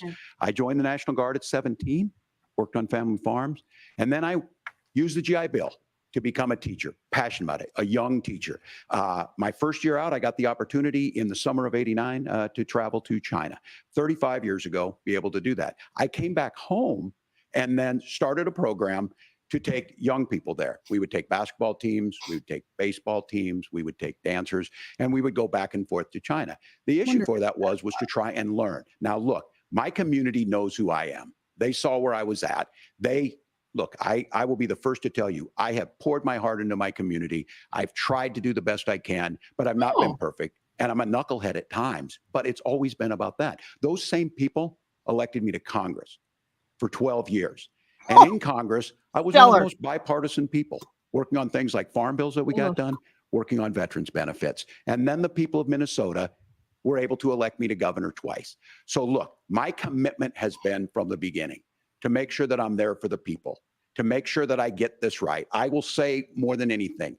Many times I will talk a lot. I will get caught up in the rhetoric. But being there, the impact it made, the difference it made in my life. I learned a lot about China. I hear the critiques of this. I would make the case that Donald Trump should have come on one of those trips with us. I guarantee you he wouldn't be praising Xi Jinping about COVID. And I guarantee you he wouldn't start a trade war that he ends up losing. So this is about trying to understand the world. It's about trying to do the best you can for your community. And then it's putting yourself out there and letting your folks understand what it is. My commitment, whether it be through teaching, which I was good at, or whether it was being a good soldier or was being a good member of Congress, those are the things that I think are the values that people care about. Relating to people. Governor, just to follow up on that, the question was, can you explain the discrepancy? All I said on this is I got there that summer and misspoke on this. So I will just. Oh, misspoke. That's what I've said. Oh, okay. So I was in Hong Kong and China during the democracy protests went in. And from that, I learned a lot of what needed to be in governance. Thank you, Governor. Senator Vance, in 2016, you called your running mate Donald Trump unfit for the nation's highest office, and you said he could be America's Hitler. I know you've been asked many times, and you've said you regret those comments. Lord help us, JD. Then voted for Donald Trump in 2020. But the Washington Post reported new messages last week in which you also disparaged Trump's economic record while he was president, writing to someone in 2020, quote, Trump thoroughly failed to deliver his economic populism. You're now his running mate, and you've shifted many of your policy stances to align with his. If you become vice president, why should Americans trust that you will give Donald Trump the advice he needs to hear and not just the advice he wants to hear? You have 2 minutes. Well, first of all, Margaret, because I've always been open. And sometimes, of course, I've disagreed with the president, but I've also been extremely open about the fact that I was wrong about Donald Trump. I was wrong, first of all, because I believed some of the media stories that turned out to be dishonest fabrications of his record. But most importantly, Donald Trump delivered for the American people. Rising wages, rising take-home pay, an economy that worked for normal Americans, a secure southern border, a lot of things, frankly, that I didn't think he'd be able to deliver on. And yeah, when you screw up, when you misspeak, when you get something wrong and you change your mind, you ought to be honest with the American people about it. It's one of the reasons, Margaret, why I've done so many interviews is because I think it's important to actually explain to the American people where I come down on the issues and what changed. Now, you pointed out the messages from 2020. Margaret, I've been extremely consistent that I think there were a lot of things that we could have done better in the Trump administration the first round if Congress was doing its job. I strongly believe, and I've been a United States senator, that Congress is not just a high-class debating society. It's not just a forum for senators and congressmen to whine about problems. It's a forum to govern. So there were a lot of things on the border, on tariffs, for example, where I think that we could have done so much more if the Republican Congress and the Democrats in Congress had been a little bit better about how they govern the country. They were so obsessed with impeaching Donald Trump, they couldn't actually govern. And I want to talk about this tariff issue in particular, Margaret, because Tim just accused this of being a national sales tax. Look, the one thing, and you're probably surprised to hear me praising Joe Biden, but the one thing that Joe Biden did is he continued some of the Trump tariffs that protected American manufacturing jobs. And it's the one issue, the most pro-worker part of the Biden administration, it's the one issue where Kamala Harris has run away from Joe Biden's record.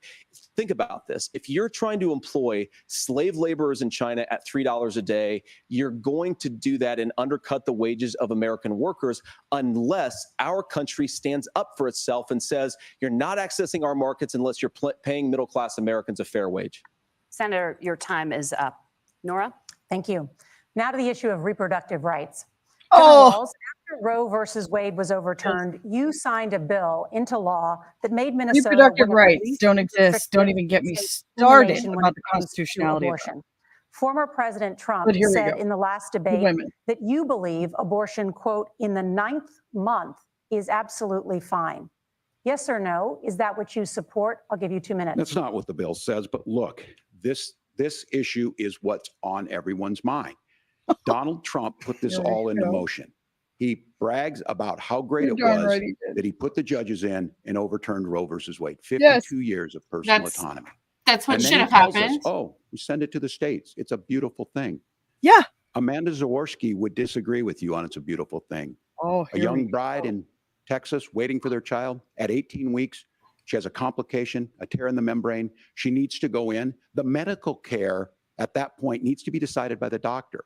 And that would have been an abortion. But in Texas, that would have put them in legal jeopardy. She went home, got sepsis, nearly dies, and now she may have difficulty having children. Or in Kentucky, Hadley Duvall, a 12-year-old child, raped and impregnated by her stepfather. Yeah, Those and there are already horrific. things in place Now, for when rape. got asked about that, Senator Vance said 2 wrongs don't make a right. There is no right in this. So in Minnesota, what we did was restore Roe versus Wade. We made sure that we put women in charge of their health care. But look, this is not where, if you don't know Amanda or a Hadley, you soon will. Their Project 2025 is going to have a registry of pregnancies. It's going to make it more difficult, if not impossible, to get contraception and limit access, if not eliminate access to infertility treatments. For so many of you out there listening, me included, infertility treatments are why I have a child. That's nobody else's business, but those things are being proposed. And the catch-all on this is, well, the states will decide what's right for Texas. This is the church. This is a right church issue. If you are a That's pastor not at how a this church, works. this is based your on fault. right. Why have we are seen here. Preach maternal truth. mortality skyrocket in Texas, outpacing many other countries in the world. This is about healthcare. In Minnesota, we are This ranked shouldn't first even in be healthcare for a reason. on the We political trust women, stage. we trust doctors. Senator, do you want to respond to the governor's claim? Will you create Oh, a Lord federal help me. pregnancy monitoring agency? No, Nora, certainly we won't. And I want to talk about this issue because I know a lot of Americans care about it, and I know a lot of Americans don't agree with everything that I've ever said on this topic. And, you know, I grew up in a working class family in a neighborhood where I knew a lot of young women who had unplanned pregnancies and decided to terminate those pregnancies because they feel like they didn't have any other options. And, you know, one of them is actually very dear to me. And I know she's watching tonight, and I love you. And she told me something a couple years ago that she felt like if she hadn't had that abortion, that it would have destroyed her life because she was in an abusive relationship. And I think that what I take from that as a Republican who proudly wants to protect innocent life in this country, who proudly wants to protect the vulnerable, is that my party, we've got to do so much better of a job at earning the American people's trust back on this issue where they frankly just don't trust us. And I think that's one of the things that Donald Trump and I are endeavoring to do.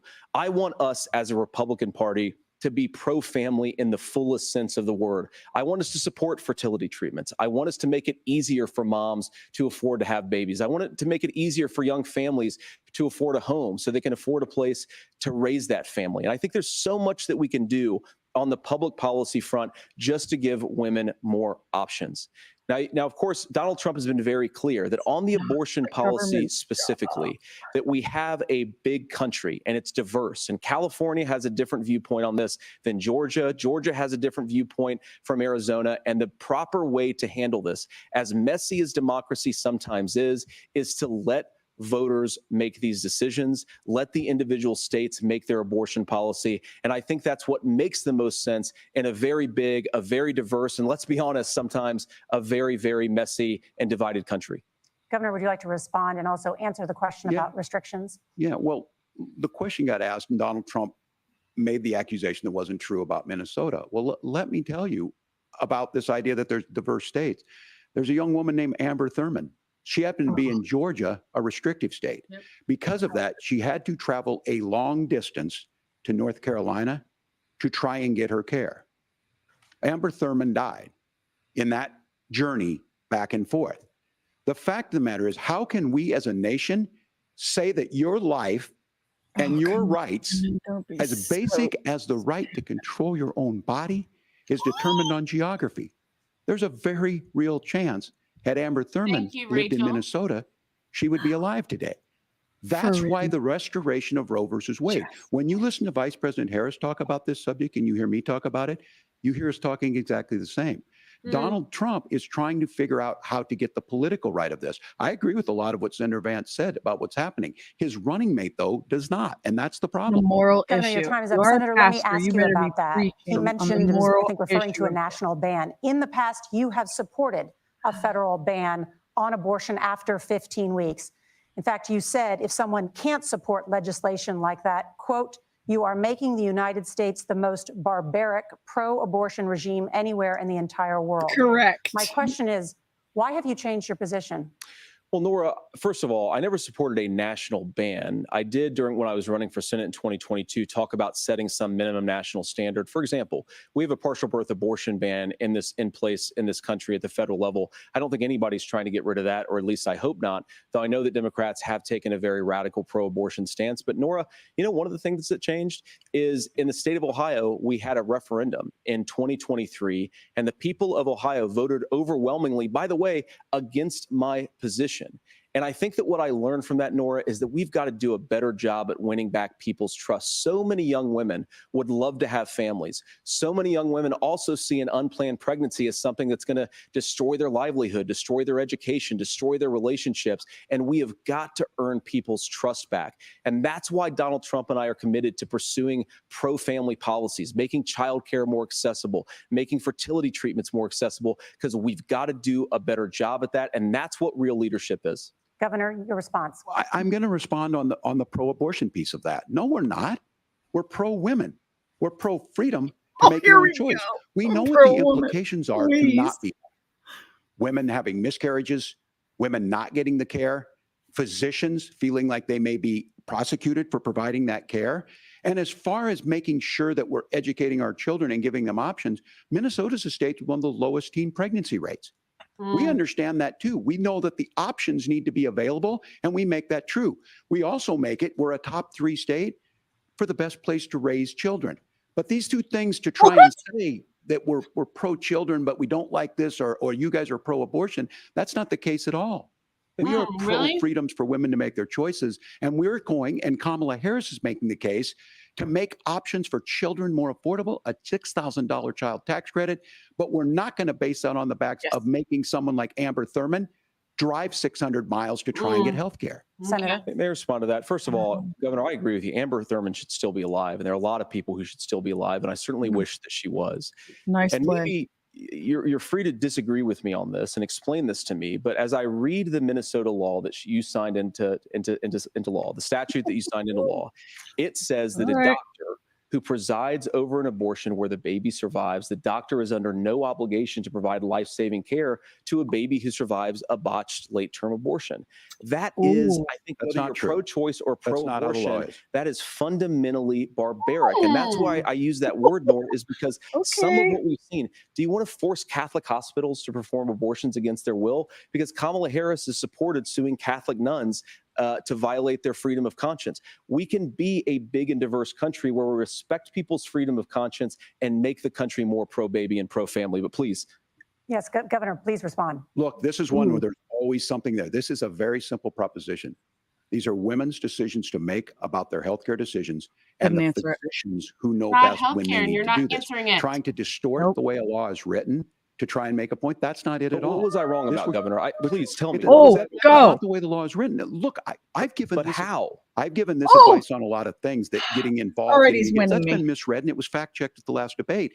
But the point on this is there's a continuation of these guys to try and tell women or to get involved. Don't let them go, I use this line on this. Just mind your own business on this. Things worked best when Roe versus Wade was in place. When we do a restoration of Roe, that works best. That doesn't preclude us 60 million from dead babies. Increasing funding 2% for children. of them are It doesn't situations like increase the us names from you making mentioned. sure that once that Just child's born, FYI. like in Minnesota, they get meals. They get early childhood education. They get health care.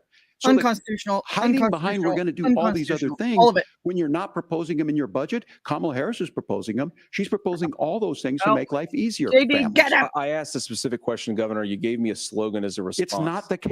It's not true. That's not what the law says. So they fact-checked it with President Trump. Gentlemen, there's a lot to discuss. We have to move on, and we're going to be right back with much more of the CBS News vice presidential debate in just a moment. Okay. Wow. All right. Now, this is what I have to say about abortion. My son was born at 30 weeks, and according to Tim Walz, it would be okay for somebody to abort him. All right. We don't want to watch commercials. Thank you, Joel. So, okay.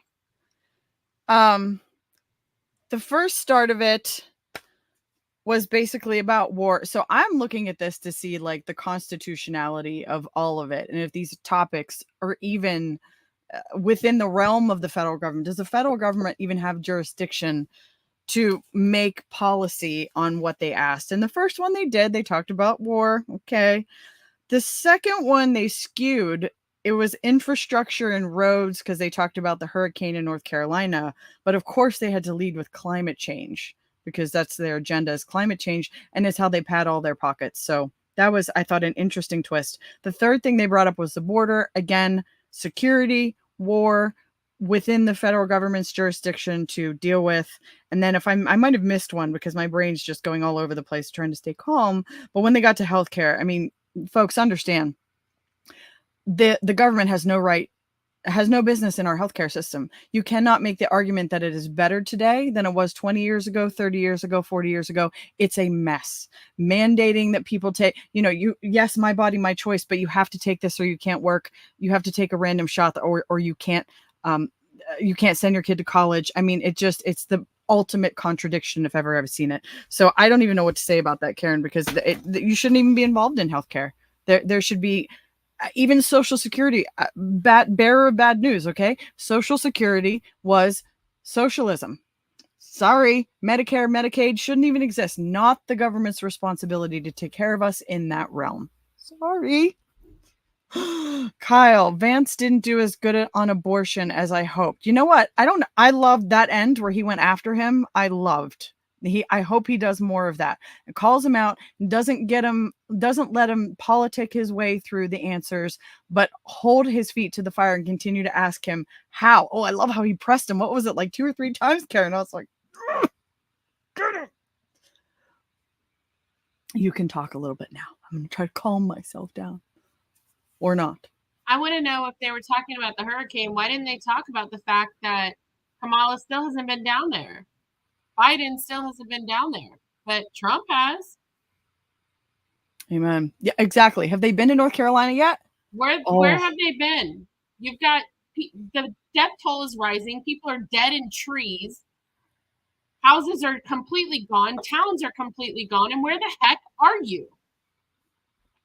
Amen. Amen. Joel, if I take this out, is that going to screw up the sound so they don't have to watch the commercials? Oh, the commercials. I hate commercials, such propaganda. Sean's comment about the government getting out of the way and allowing the church to do it. I mean, listen, people, that healthcare debate, we are here because of the church. The church has got to speak up. Church has got to stop being soft. You don't condemn women. I get it. It's a sensitive topic because you don't want a woman to continue to torture herself who has had an abortion. But the church has got to take a stronger stand and start preaching against this. Forgiveness, absolutely. That's why Jesus came. That's why he died, so that you don't have to bear the burden of that sin. But it is, in fact, sin. I'm sorry. I don't care what the circumstances are. If you chose that, it is sin. It is on you, and you are forgiven. And through Christ, you are fresh as the fallen snow. But we've got to acknowledge it so that we can turn from it. 2 Chronicles 7:14. My people know my name and humble themselves. Ask for forgiveness. I will heal their land. And that's where we're at on that issue. And church, come on. We're fighting as hard as we can. If you're in a church and you don't know what biblical citizenship in modern America is, Patriot Academy's course designed for the church. Oh, dear goodness, please get educated on it. I'm going to shut up and we're going to keep watching. How are you not? Karen, I'm like. Welcome back to the CBS News Vice Presidential Debate. We want to turn now to America's gun violence epidemic. The leading cause of death for children and teens in America is by firearms. Second Amendment. Case you closed. oppose most gun legislation that Democrats claim would curb gun violence. You oppose red flag gun laws and legislation to ban certain semi-automatic rifles, including AR-15s. So let me ask you, earlier this year, for the first time, the parents of a school shooter were convicted of involuntary manslaughter and sentenced to 10 years in prison. Do you think holding parents responsible could curb mass shootings? I'll give you 2 minutes. Yeah, well, Nora, on that particular case, I don't know the full details, but I certainly trust local law enforcement and local authorities to make those decisions. I think in some cases the answer is going to be yes, and in some cases the answer is going to be no. And the details really matter here, of course. For example, if a kid steals a gun, that's going to be different than if a parent hands over a gun knowing that their kid is potentially dangerous. But look, I want to just sort of speak as a father of 3 beautiful little kids, and our oldest is now in 2nd grade. And like a lot of parents, we send our kids to school with such hope and such joy and such pride at their little faces on the first day of school. And we know, unfortunately, that a lot of kids are going to experience this terrible epidemic of gun violence. And of course, our hearts go out to the families that are affected by this terrible stuff. And we do have to do better. And I think that Governor Walz and I actually probably agree that we need to do better on this. The question is just, how do we actually do it? Patriot Academy. Here's something that really bothers me, worries me about this epidemic of violence. That's the answer. The gross majority, close to 90%, and some of the statistics I've seen of the gun violence in this country is committed with illegally obtained firearms. And while we're on that topic, we know that thanks to Kamala Harris's open border, we've seen a massive influx in the number of illegal guns run by the Mexican drug cartels. So that number, the amount of illegal guns in our country is higher today than it was 3.5 years ago. But what do we do about the schools? What do we do to protect our kids? And I think the answer is, and I say this not loving the answer, because I don't want my kids to go to school in a school that feels unsafe or where there are visible signs of security. But I unfortunately think that we have to increase security in our schools. We have to make the doors lock better. We have to make the doors stronger. We've got to make the windows stronger. And of course, we've got to increase school resource officers, because the idea that we can magically wave a wand and take guns out of the hands of bad guys, it just doesn't fit with recent experience. So we've got to make our schools safer. And I think we've got to have some common sense bipartisan solutions for how to do that. Governor, you have 2 minutes. Well, I think all the parents watching tonight, this is your biggest nightmare. Look, I got a 17-year-old, and he witnessed a shooting at a community center playing volleyball. Those things don't leave you. As a member of Congress, I sat in my office surrounded by did he help? Probably not. And they were looking at my 7-year-old picture on the wall. Their 7-year-old were dead. And they were asking us to do something. And look, I'm a hunter. I own firearms. The vice president is. We understand that the Second Amendment is there, but our first responsibility is to our kids to figure this out. In Minnesota, we've enacted enhanced red flag laws, enhanced background checks, and we can start to get data. But here's the problem. If we really want to solve this, we've got folks that won't allow research to be even done on gun violence. And this idea that we should just live with it, research shows the training is the answer. This is a good start to the conversation. I 100% believe that Senator Vance hates it when these kids, it's abhorrent and it breaks your heart. I agree with that. But that's not far enough when we know there are things that work. I've spent time in Finland and seen some Finnish schools. They don't have this happen, even though they have a high gun ownership rate in the country. There are reasonable things that we can do to make a difference. It's not infringing on your Second Amendment. And the idea to have some of these weapons out there, it just doesn't make any sense. Kamala Harris, as an attorney general, worked on this issue. She knows that it's there. No one's trying to scaremonger and say we're taking your guns, but I ask all of you out there, do you want your schools hardened to look like a fort? Is that what we have to go? When we know there's countries around the world that their children aren't practicing these types of drills. They're being kids. We owe it to them to get a fix. These are things that shouldn't be that difficult. You can still keep your firearms and we can make a difference. We have to. If you're listening tonight, this breaks your heart. Senator. Tim, first of all, I didn't know that your 17-year-old witnessed a shooting. I'm sorry about that, and I hope that he's doing okay. Christ have mercy. It is awful.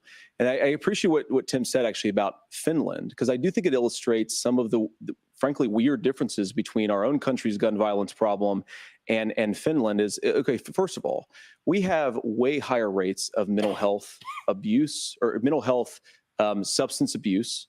We have way higher rates of depression, way higher rates of anxiety. We unfortunately have a mental health crisis in this country that I really do think that we need to get to the root causes of, because I don't think it's the whole reason why we have such a bad gun violence problem, but I do think it's a big piece of it.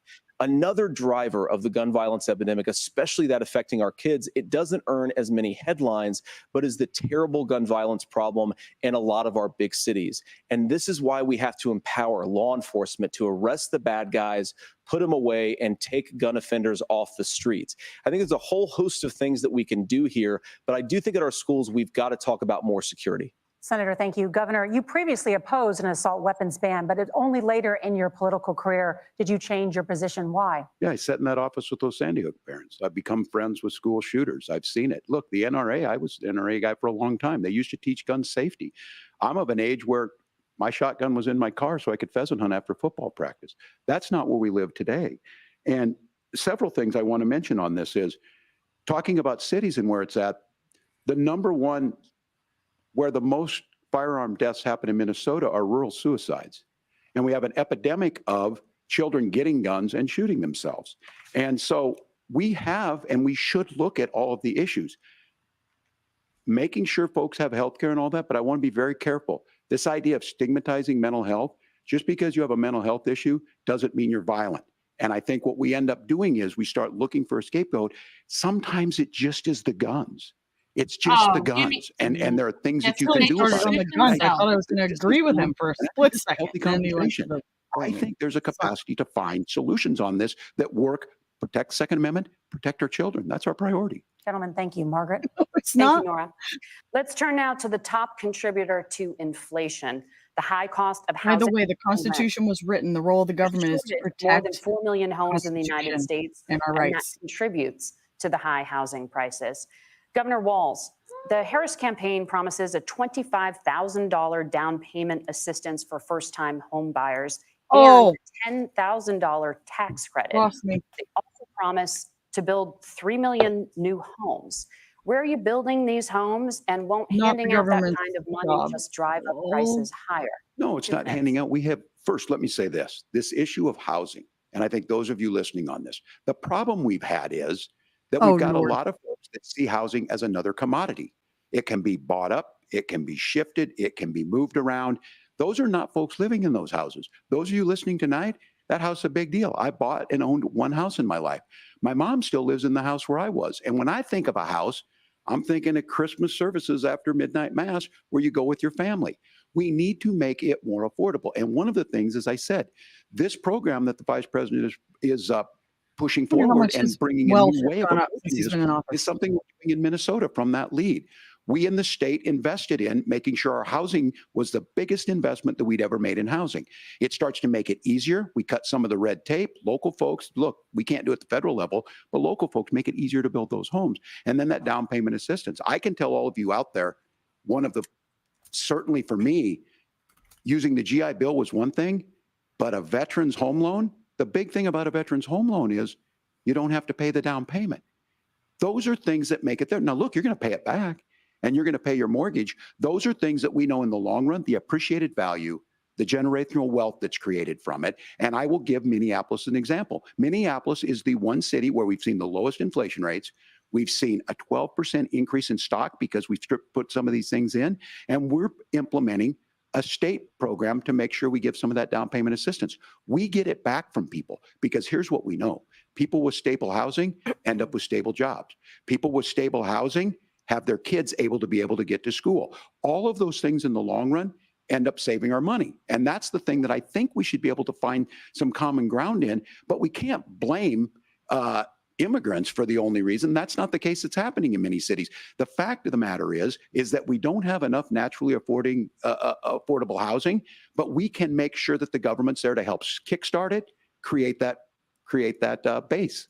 Governor, your time is up. Senator Vance, as far as your campaign's position, the promise is to seize federal lands to build homes, remove regulation, provide tax breaks, and cut back on immigration, which you say pushes up prices.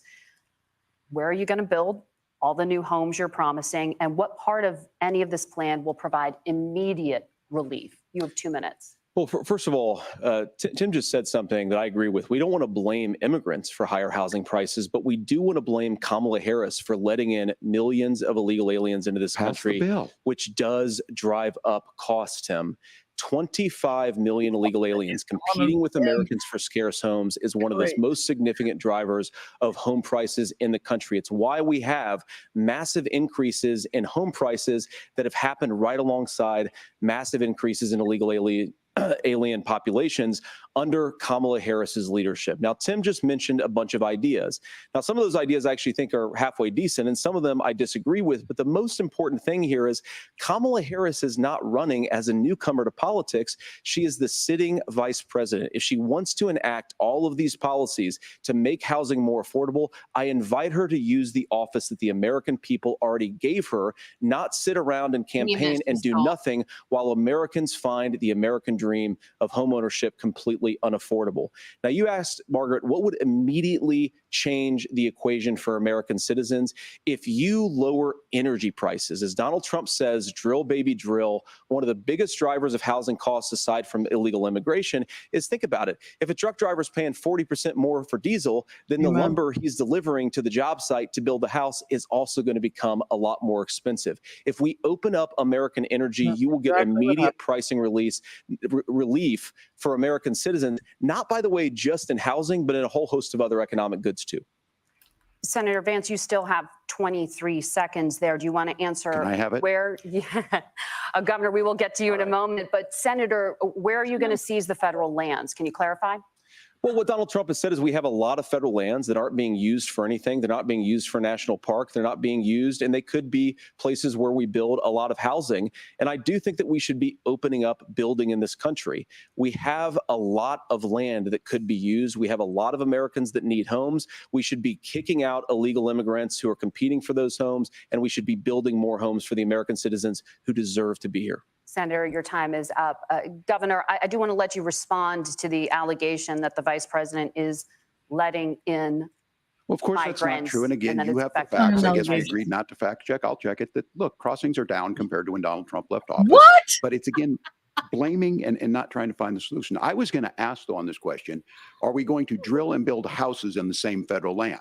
And I think when people hear federal lands, these are really important pieces of land. Now, Minnesota doesn't have a lot of federal lands. I know in the western part of the countries we do. There's not a lot of federal lands in and around Minneapolis, for example. So the issue is I don't understand the federal lands issue unless we see this, and I worry about this as someone who cares deeply about our national parks and our federal lands. Look, Minnesota, we protect these things. We've got about 20% of the world's fresh water. These lands protect. They're there for a reason. They belong to all of us. But again, this is when you view housing and you view these things as commodities. Like, there's a chance to make money here. Let's take this federal land and let's sell it to people for that. I think there's better ways to do this. We've seen it in Minnesota. We're able to refurbish some of these houses. We're able to make some investments. That gets people in. And I'm still on the fact on this. Economists, Senator Vance, you said you don't like the economists. Which economists are saying that it is immigrants that's adding to the cost? Governor, your time is up. But Senator, on that point, I'd like for you to clarify. There are many contributing factors to high housing costs. What evidence do you have that migrants are part of this problem? Well, there's a Federal Reserve study that we're happy to share after the debate. We'll put it up on social media, actually, that really drills down on the connection between increased levels of migration, especially illegal immigration, and higher housing prices. Now, of course, Margaret, that's not the entire driver of higher housing prices. It's also the regulatory regime of Kamala Harris. Look, we are a country of builders. We're a country of doers. We're a country of explorers. But we increasingly have a federal administration that makes it harder to develop our resources, makes it harder to build things, and wants to throw people in jail for not doing everything exactly as Kamala Harris says they have to do. And what that means is that you have a lot of people who would love to build homes who aren't able to build homes. I actually agree with Tim Walz. We should get out of this idea of housing as a commodity. But the thing that has most turned housing into a commodity is giving it away to millions upon millions of people who have no legal right to be here. What are the federal regulations? I deal with this as a governor. You can very quickly reply. I'm sorry.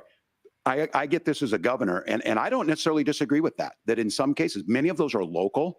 Many of them are state. I don't know which ones are federal, but I think whenever we talk regulations, people think they can get rid of them. I think you want to be able to get out of your house in a fire. I think you want to make sure that it's fireproof and those types of things. So which are the regulations? Because the vice president's not responsible for those. Congress writes those. Governor, thank you. Gentlemen, we have a lot to get to. You're passionate about the housing crisis, I can tell. But Nora? Thank you. One of the top problems facing Americans is the high cost of health care. Senator Vance, we're back to health care. Last presidential debate, former President Trump was asked about replacing the Affordable Care Act. In response, he said, I have concepts of a plan. I'm not going to agree Since with then, anything Senator, these you've guys talked say about because changing how healthcare is not chronically a ill government Americans issue. get health Sorry. insurance. Can you explain how that would work? Amen, And can Bob. you guarantee that Amen. Americans with pre-existing conditions won't pay more? I'll give you 2 minutes. Well, of course, we're going to cover Americans with pre-existing conditions. In fact, a lot of my family members have gotten health care.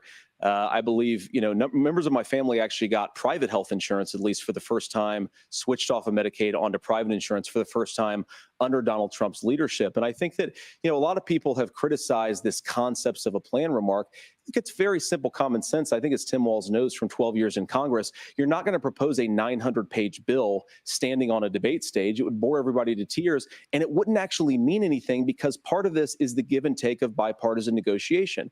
Now, when Donald Trump was actually president, and again, he has a record to be proud of, prescription drugs fell in 2018 for the first time in a very long time. Under Kamala Harris's leadership, prescription drugs are up about 7%.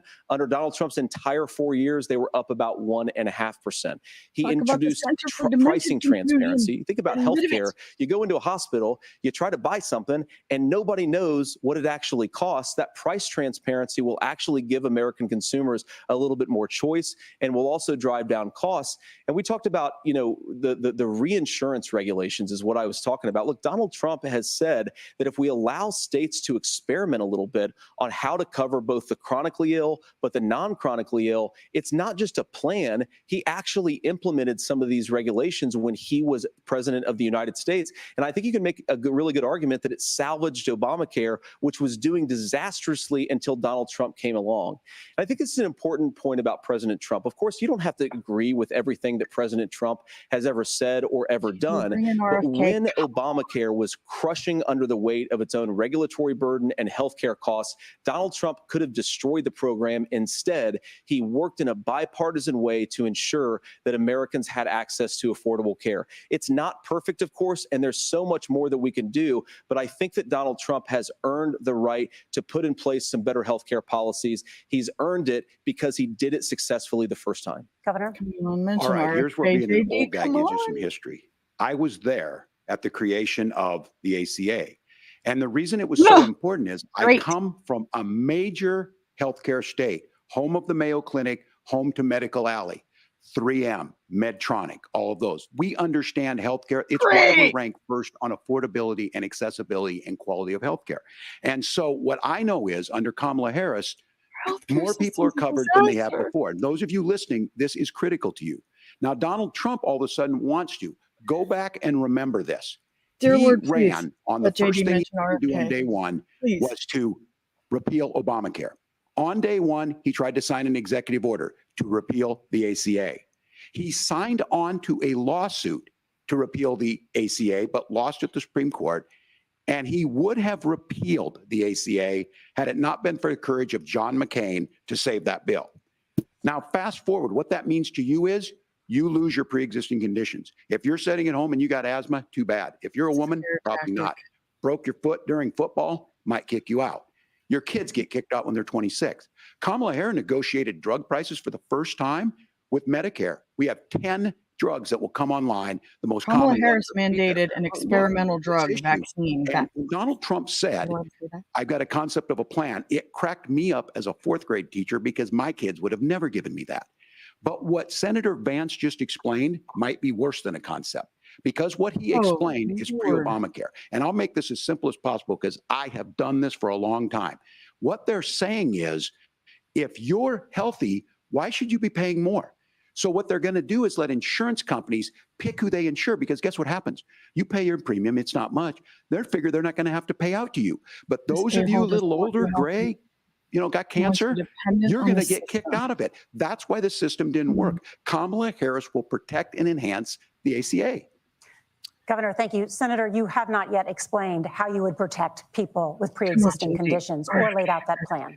Well, look, we currently have laws and regulations in place right now that protect people with pre-existing conditions. We want to keep those regulations in place, but we also want to make the health insurance marketplace function a little bit better. Now, what Governor Walz just said is actually not true. A lot of what happened, and the reason that Obamacare was crushing under its own weight, is that a lot of young and healthy people were leaving the exchanges. Donald Trump actually helped address that problem. And he did so in a way that preserved people's access to coverage who had pre-existing conditions. But again, something that these guys do is they make a lot of claims about if Donald Trump becomes president, all of these terrible consequences are going to ensue. But in reality, Donald Trump was president, inflation was low, take-home pay was higher, and he saved the very program from a Democratic administration that was collapsing and would have collapsed absent his leadership. He did his job, which is govern in a bipartisan way and get results, not just complain about problems, but actually solve them. Governor, did enrollment under the Affordable Care Act go up under the Trump administration? Oh, Lord. It's higher now that we've seen it go up. Look, people are using it. The system works. Oh, And the question about this of young people or whatever, that's the individual mandate piece of this. And Republicans fought tooth and nail saying, well, Americans should be free to do this. Well, then So what you happens think the is individual mandate's a good idea? you shrink. I think the idea of making sure the risk pool is broad enough to cover everyone, that's the only way insurance works. Get 'em, When JD, it doesn't, go! it collapses. You are asking pre-ACA where we get people out. Look, people know that they need to be on health care. People expect it to be there. And when we are able to make it, and we are making Nothing it about this getting way, healthy. when we Come on, incentivize JD. people to be in the market, when we help people who might not be able to afford it get there, and we make sure then when you get sick and old, it's there for you. Because I heard people say, well, I don't want to buy into Medicare or whatever. Good luck buying health care once you get past 70. So look, the ACA works. Because of We your can continue to policies, do better. right? Kamala Your Harris did job. that. The way she made everything better Deductibles was are as much as negotiating private those pay. 10 drugs on Medicare for the first time in American history. Thank you, Margaret. Can I We're- address that? I apologize. We're out of Go time. ahead, We have a Laura. number of subjects to discuss. Margaret. Let's talk about families in America. Oh, boy. There is a child care crisis in this country, and the United States is one of the very few developed real? countries Now in the government's world child care without a national responsibility. paid This ought to leave be good. program for new parents. Governor Walz, you've said that if Democrats win both the White House and Congress, this is a day one priority for you. How Child care, long should government. employers be required to pay workers while they are home taking care of their newborns? You have 2 minutes. Yeah, well, that's negotiable, and that's what Not Congress worked. But the here's what the deal government's is. responsibility. Americans sitting out there right now, you may work for a big company. Look, we're home in Minnesota to some of the largest Fortune 500 companies. Kamala Great. Harris knows that in California. Those companies provide They're paid not even family hiding medical it leave. now. One is, I think they're moral and they think it's a good thing, but it also keeps their employees healthy. We in Minnesota passed a paid family medical leave. You have a child, and I had to go back to work 5 days after my kids were born. This allows you to stay home a certain amount of time. What we know is that gets the child off to a better start. The family works better. We stay in their employers. We get more consistency in that. So Kamala Harris has made it a priority. We implemented it in Minnesota and we see growth. That's how you become a pro-business state. But the negotiations on it, and here's the issue. Those big companies are able to offer it. Those of you out there who don't have it, just imagine what happens if you get cancer or your child gets sick. We know what happens. You end up Hey, staying of home. course. In some places, that means no paycheck because you've got no protection Call on it the that. emotion. This is the case of an economy that Donald Trump has set for the wealthiest amongst us. Oh, He's gosh. willing to give those tax breaks to the wealthiest. He's willing to say, Oh, here we bust go. those unions up, do whatever. What we're saying is the economy works best when it works for all of us. And so a paid family medical Wrong. leave program, and I will tell you, go to Wrong. go to the businesses and ask them. As far as childcare on this, you have to take it at both the supply and the demand side. You can't expect the most important people in our lives to take either our children or our parents to get paid the least amount of money. And we have to make it Completely easier for un-American, by the be way. able to get into that business and then to make sure that folks are able to pay for that. We were able to do it in Minnesota, and I'm still telling you this. We were listed as the best state. We're still in crisis on this. A federal program of paid family medical leave and help Oh with this. my word, no more will federal enhance our programs. families and make it easier to have the children that you want. Why? Governor, Why your more time federal? is up. Senator, do you support a national paid leave program? And Oh, if Lord, help so, us. for how long should employers be mandated to pay their employees while they are home taking care of their newborn? You have 2 minutes. Yeah, well, first of all, Margaret, a number of my Republican colleagues and some Democrats too have worked on this issue. And I think there is a bipartisan solution here because a lot of us care about this issue. I mean, look, I speak from this very personally because I'm married to a beautiful woman who's an incredible mother to our 3 beautiful kids, but is also a very, very brilliant corporate litigator. And I'm so proud of her. but being a working mom, even for somebody with all of the advantages of my wife, is extraordinarily difficult. And it's not just difficult from a policy perspective. She actually had access to paid family leave because she worked for a bigger company, but the cultural pressure on young families and especially young women, I think makes it really hard for people to choose the family model they want. A lot of young women would like to go back to work immediately. Some would like to spend a little time home with the kids. Some would like to spend longer at home with the kids. We should have a family care model that makes choice possible. And I think this is a very important substantive difference between Donald Trump and Kamala Harris's approach. I mean, look, if you look at the federal programs that we have that support paid family leave right now, the Community Development Block Grant, and there's another block grant program that spends a lot of money from the federal government. These programs only go to one kind of childcare model. Let's say you'd like your church maybe to help you out with childcare. Maybe you live in a rural area or an urban area and you'd like to get together with families in your neighborhood to provide childcare in the way that makes the most sense. You don't get access to any of these federal monies. We want to promote choice in how we deliver family care and how we promote childcare, because look, it is unacceptable. Better than the communists, And, but of course, no Tim and I have been on more. campaign trail a lot the past Money 7 comes or 8 strings. weeks. No And federal one of the government biggest money. complaints I hear from young families is people who feel like they don't have options, like they're choosing between going to work or taking care for their kids. That is an incredible burden to put on American families. We're the only country that does it. I think we could do a heck of a lot better. Senator, thank you. You have also said, Senator Vance, many things about the American family. The Federal Reserve says parents will spend nearly as much on childcare as they do on housing each month. So I want to get your thoughts Talk on about this. abolishing the Federal Reserve, President and you've Trump got me. recently said, as much as childcare is talked about as being expensive, it's relatively speaking not very expensive compared to the kinds of numbers we'll be taking in. Is President Trump committed to the $5,000 per child tax credit that you have described? You have 1 minute. Well, what President Trump said, Margaret, I just want to defend my running mate here a little bit, is that we're going to be taking in a lot of money by penalizing companies for shipping jobs overseas and penalizing countries who employ slave laborers and then ship their products back into our country and undercut the wages of American workers. It's the heart of the Donald Trump economic plan.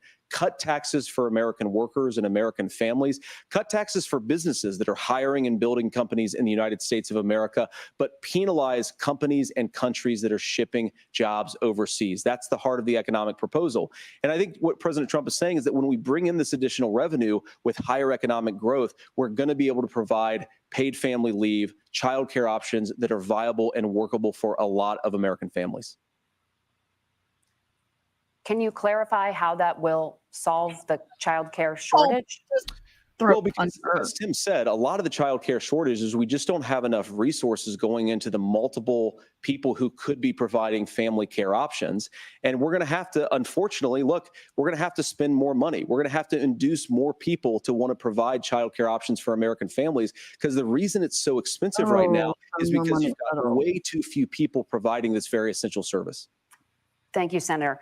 Governor Walz, your ticket also has some child care tax credit proposals. Do you think Congress will agree to the $6,000 credit for newborns and $3,000 credit for children over the age of 6? Hopefully not. Promise. Is that realistic? Well, if these members of Congress are listening to anybody, I can tell you, and this is the They don't biggest issue. listen to their donors and their lobbyists. I mean, I'm sure they were shocked to hear it's not that expensive. And let's be clear, whether it's 5,000 or 6,000, that pays you about 3 or 4 months. Let's be clear of where we're at on this. It's because we got out of an imbalance on this. We thought we were going to get by not paying people. I don't think Senator Vance and I are that far apart. I'm not opposed to what he's talking about on options. We've done scholarships types of things. I think we need to be open to making things.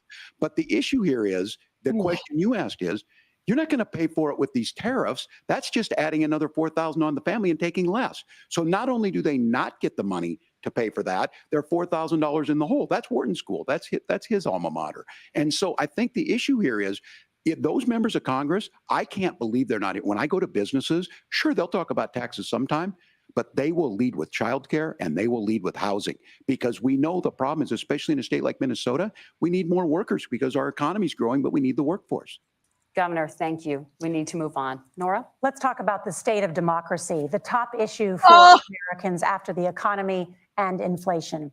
After the 2020 election, President Trump's campaign and others Here we go. 2 lawsuits contesting the results.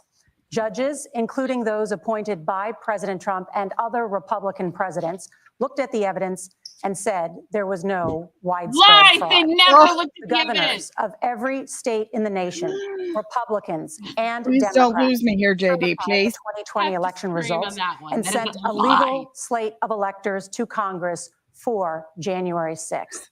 Senator Vance, you have said you would not have certified the last presidential election and would have asked the states to submit alternative electors.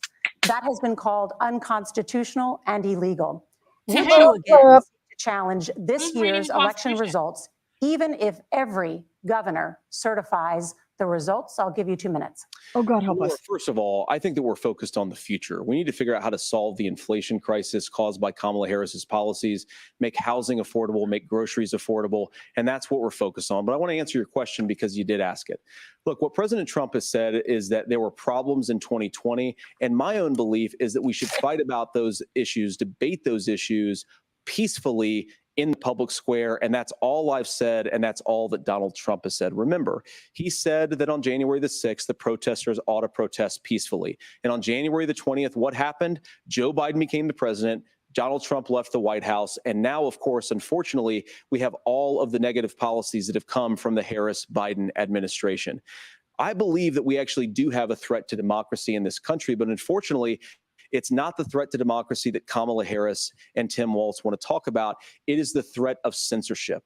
It's Americans casting aside lifelong friendships because of disagreements over politics. It's big technology companies silencing their fellow citizens. And it's Kamala Harris saying that rather than debate and persuade her fellow Americans, she'd like to censor people who engage in misinformation. I think that is a much bigger threat to democracy than anything that we've seen in this country in the last 4 years, in the last 40 years. Now, I'm really proud, especially given that I was raised by 2 lifelong blue-collar Democrats, to have the endorsement of Bobby Kennedy Jr. and Tulsi Gabbard, lifelong leaders in the Democratic coalition. Of course, they don't agree with me and Donald Trump on every issue. We don't have to agree on every issue, but we're united behind a basic American First Amendment principle that we ought to debate our differences. We ought to argue about them. We ought to try to persuade our fellow Americans. Kamala Harris is engaged in censorship at an industrial scale. She did it during COVID. She's done it over a number of other issues. And that, to me, is a much bigger threat to democracy than what Donald Trump said when he said that protesters should peacefully protest on January the 6th. Governor? Wow. Well, I've enjoyed tonight's debate. I think there was a lot of commonality here, and I'm sympathetic to misspeaking on things, and I think I might have with the senator. But me too, man. There's one though that this one is troubling to me, and I say that because I think we need to tell the story. Donald Trump refused to acknowledge this, and the fact is that I don't think we can be the frog in the pot and let the boiling water go up. He was very clear. I mean, he lost this election. No, he didn't. No, he didn't. 140 police officers were beaten at the Capitol that day. Some with the American flag. Several later died. And it was just Sarah. in Minnesota, a group gathered on the state capitol grounds in St. Paul and said, "We're marching to the governor's residence and there may be casualties." The only person there was my son and his dog, who was rushed out crying by state police. That issue and Mike Pence standing there as they were chanting, "Hang Mike Pence." Mike Pence made the right decision. So, Senator, it was adjudicated over and over and over. No, it wasn't.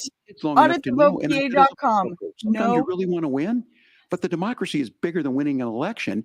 You shake hands and then you try and do everything you can to help the other side win. That's what was at stake here. Now, the thing I'm most concerned about is the idea that imprisoning your political opponents, already laying the groundwork for people not accepting this. And a president's words matter. A president's words matter. People hear that. So I think this issue of settling our differences at the ballot box, shaking hands when we lose, being honest about it, but to deny what happened on January 6th, the first time in American history that a president or anyone tried to overturn a fair election and the peaceful transfer of power. First of all, you're ignorant of history. In the same boat. I will tell you this, that when this is over, we need to shake hands this election, and the winner needs to be the winner. This has got to stop. It's tearing our country apart. Hand counting Paper ballots. Did you want to respond to that? Paper Yeah, well, look, Tim, ballots, one day, first of all, hand-marked, it's hand-counted really ballots. rich for Democratic leaders to say that Donald Trump is a unique threat to democracy when he peacefully gave over power on January the 20th, as we have done for 250 years in this country.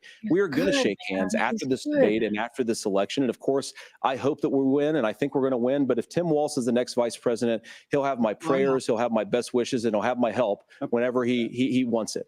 But we have to remember that for years in this country, Democrats protested the results of elections.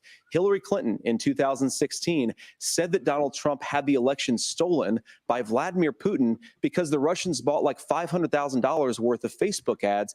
This has been going on for a long time. That's right. And if we want to say that we need to respect the results of the election, I'm on board. But if we want to say, as Tim Walz is saying, that this is just a problem that Republicans have had, I don't buy that.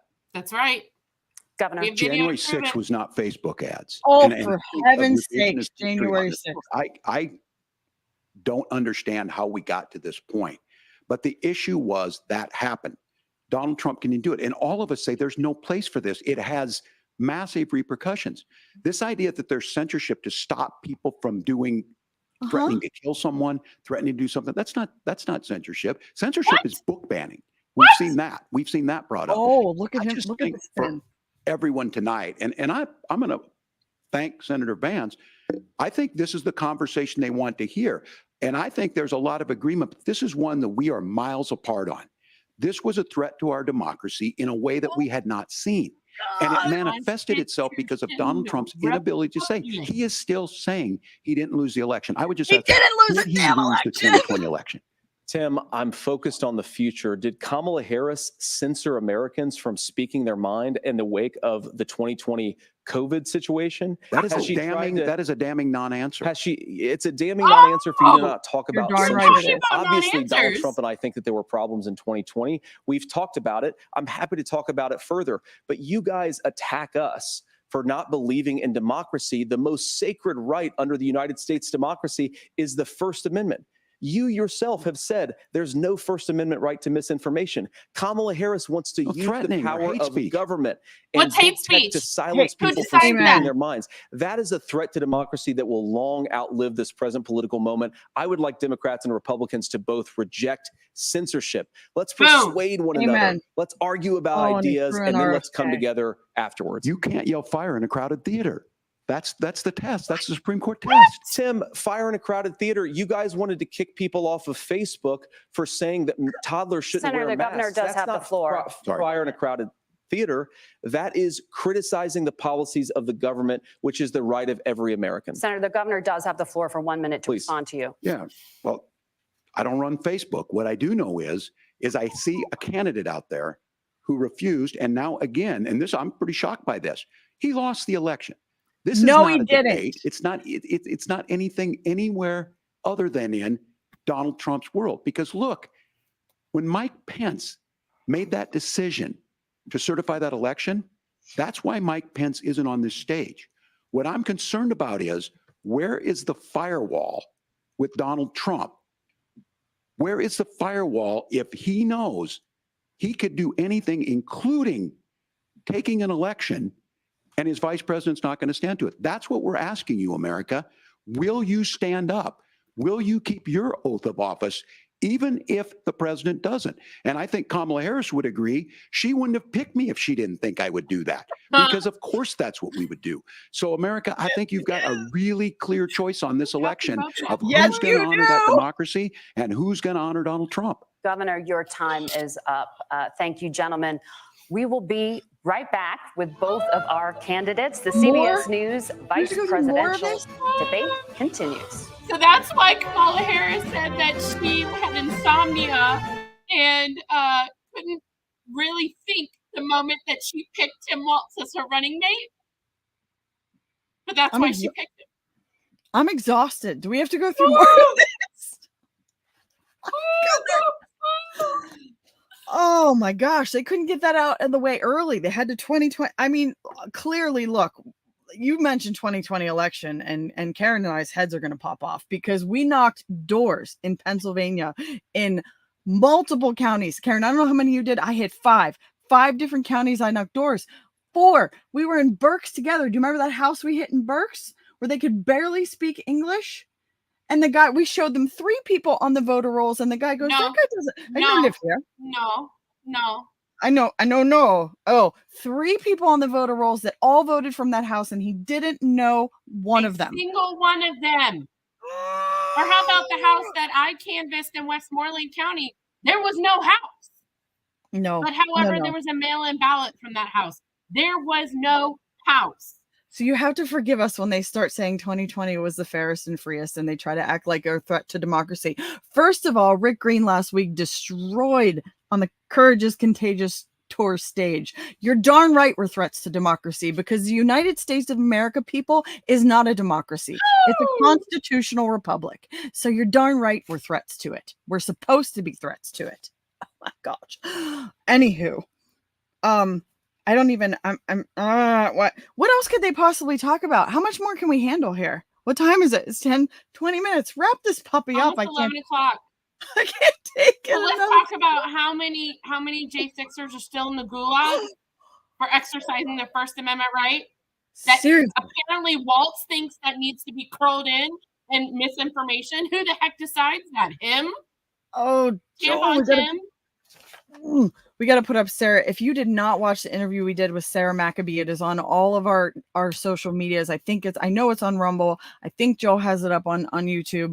Watch her story. Her husband is rotting in prison. I'm not going to say he's right. Her husband, she hasn't seen him since August of 2021 when they took him to prison. He was former law enforcement, absolutely blameless record, never did a thing wrong in his life. Adorable country bumpkin looking kid who witnessed Roseanne Boylan be beat to death by Capitol police officers on January 6th in the tunnel. And he's been in prison for that. We can relatively say that is why he is behind bars, because he would have been a good witness for her. And I love how Walz mentions all the people that died, never calls any of them by name. Ashley Babbitt is the only one you know. You don't know the 4 others that died completely unrelated, other than Roseanne Boylan being beat to death by Capitol Police. The other one that they said was hit with a fire extinguisher or something actually had a heart attack the next day. The narrative around that is complete atrocity, totally false.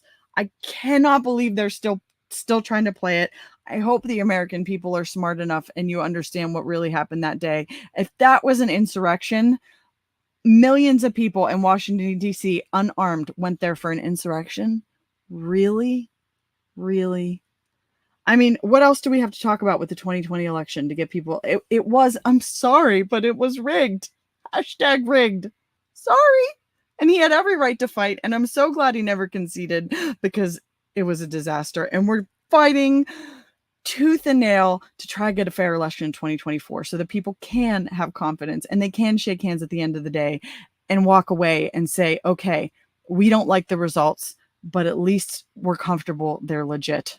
Good God, please consider, if you're not already, thank you to those who have donated already. You are making an enormous difference. There's things that we're supporting that I can't even say on camera, but thank you. And if you have not already, go to auditthevotepA.com/donations and give us a contribution, whether it's on a regular monthly basis, which we really need and appreciate, because the fight does not end on November 5th. A lot of ways it's just getting started, and we have no plans of closing our doors. Oh gosh, we got to listen to these women some more. Lord help me.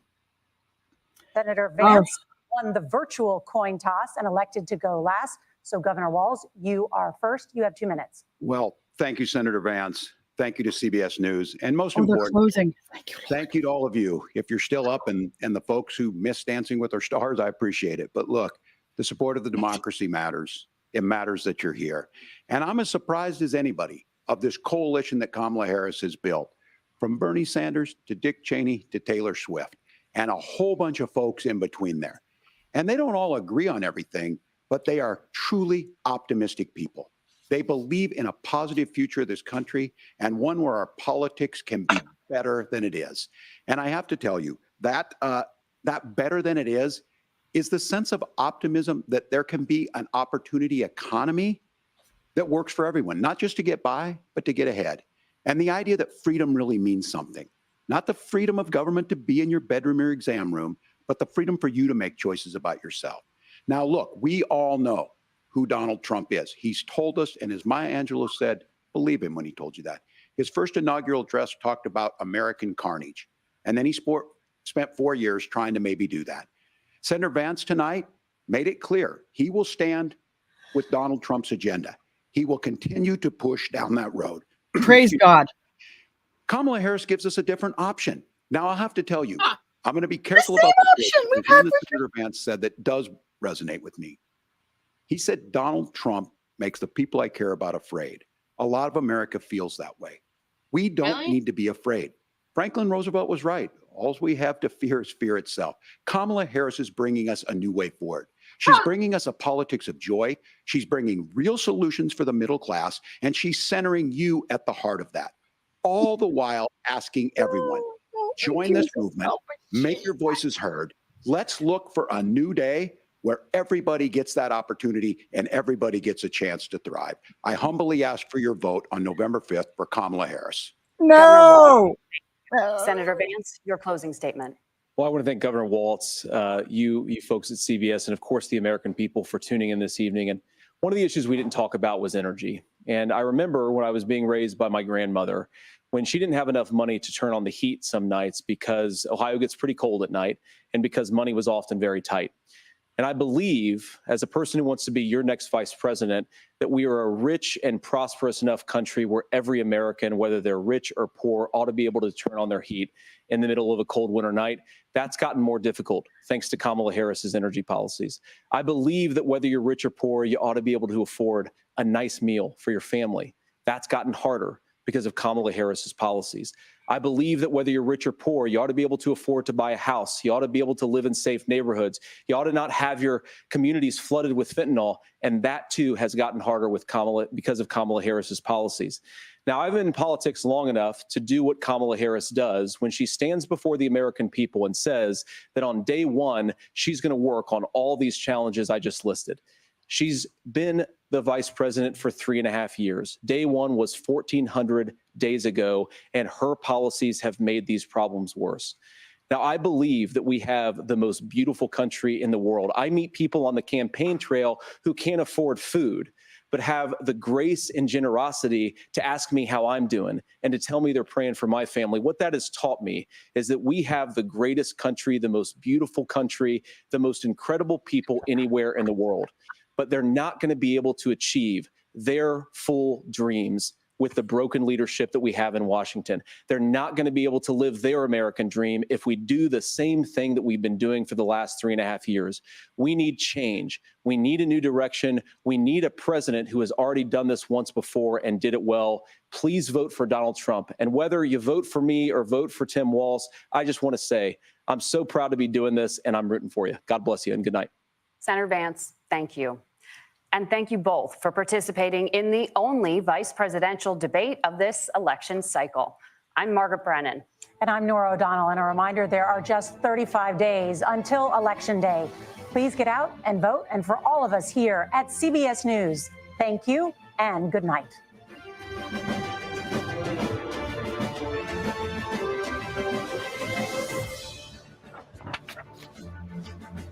Well, what do you think?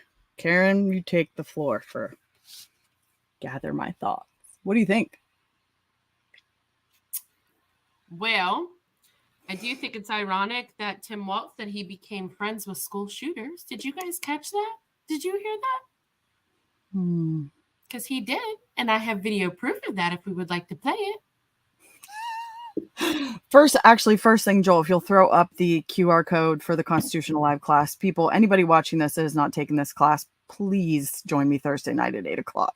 First of all, if you're there for the first time, actually, if you bring someone with you who has never taken the class before, I'm giving out free workbooks. I just sent one to somebody in the mail this week who brought his wife into the course. It is the fix. It is the reason why we're here, because nobody even knows.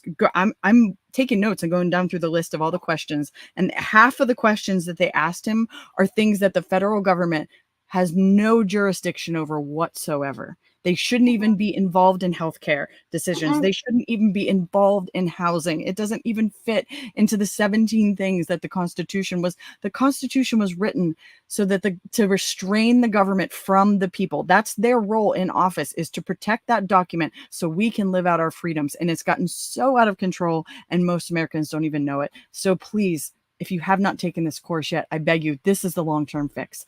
Thursday nights, 8 o'clock Eastern. It is completely free. I hope to see you if you're not. Okay, you can take that away. There's my soapbox on that. Kyle's commenting. I didn't even notice that, Karen, that he said he was friends with. So where are you going with that? Joel, can you put that up? See if you can pull it up. I agree with Kyle that I don't think it's a clear, I thought he was going to look like an idiot. And, they were both well saying, but what up? They were both really well spoken. JD is smooth. Oh my gosh, is he smooth? And it scares me a little bit just because everything that we've seen, but he did slip. I know. Here, hold on. Let's see if I can pull it up. I don't think there was I don't think we're coming out of this going, I was expecting JD to just crush him because he's older. No, I wasn't. I was. No, because he has the answers. Hold on. Can you hear it? I've seen it. Look, the NRA, I was an NRA guy for a long time. They used to, so I've become friends with school shooters. I've seen it. Look, the NRA, school shooters. I've seen it. Look, the NRA, I was an NRA guy for a long time. They used to, so I've become friends with school shooters. Oh, that's going to go viral. I hope it does. I've become friends with school shooters. I totally did not hear that. Yeah, oh yeah, that was interesting. But I agree that he did not annihilate him like I thought he would, but he still came out very smooth, very well spoken. I even liked how he handled the 2020 election thing. Did you like that? I thought that was good. I thought that was really smooth how he handled that.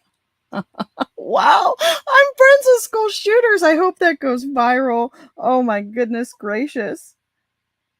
If you have questions, stick them in the comments, please. We're happy to stick around and answer questions. Karen, I'm exhausted. Our kids get up for school. We are not going to stay on here all night. I would love to give some of my thoughts though, just because I get asked tons of questions the day after.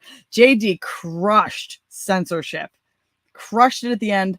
Finally threw in RFK. That's the only thing when they started talking about healthcare. Oh, I will give JD some credit also for the fact check stuff where he's like, if we're going to fact check, I'm going to go ahead and put this in and fact check you.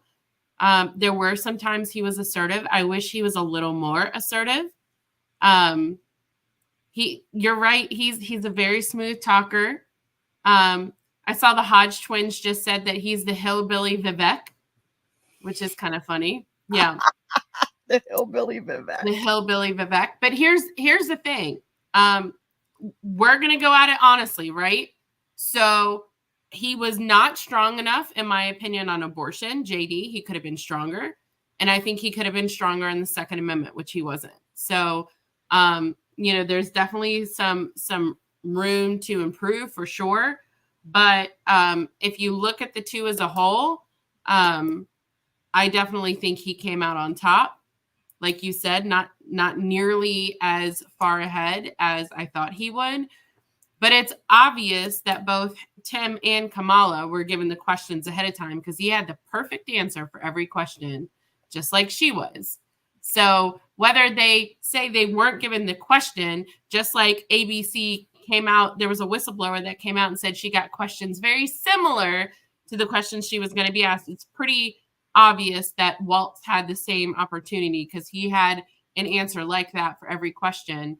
However, if the dude would like to talk to us, I would love to talk to Walz and show him all the evidence that we have found from Pennsylvania since he wants to say there was no evidence. Please give us a call. We'll sit down and show you everything. Happily. Well, and don't you think, Karen, that fuels the divide? Because it at least half, there's polls that 60% of Americans don't think the 2020 election was on the up and up. Oh, and it's absolutely. You're fueling the divide and just showing how ignorant you are of the facts and the truth. January 6th, come on. really, do people really think it was an insurrection after everything that's come out with the J6? When Tucker was on Fox and the J6 tapes were showing people just walking down the halls of the Capitol completely silent and peaceful, and do people really still think it was Toni, violent? you have people that are getting behind Kamala just because the media told them to. She was not duly elected. You want to talk about a threat to democracy? That is a threat to democracy. She did not have one single vote in the primary because she wasn't on the dang ballot. It was Joe Biden. So you want to talk about a threat to democracy? You have a not duly elected candidate who is now the presidential candidate for the Democrat Party. Amen. Let's talk about threat to democracy. Amen.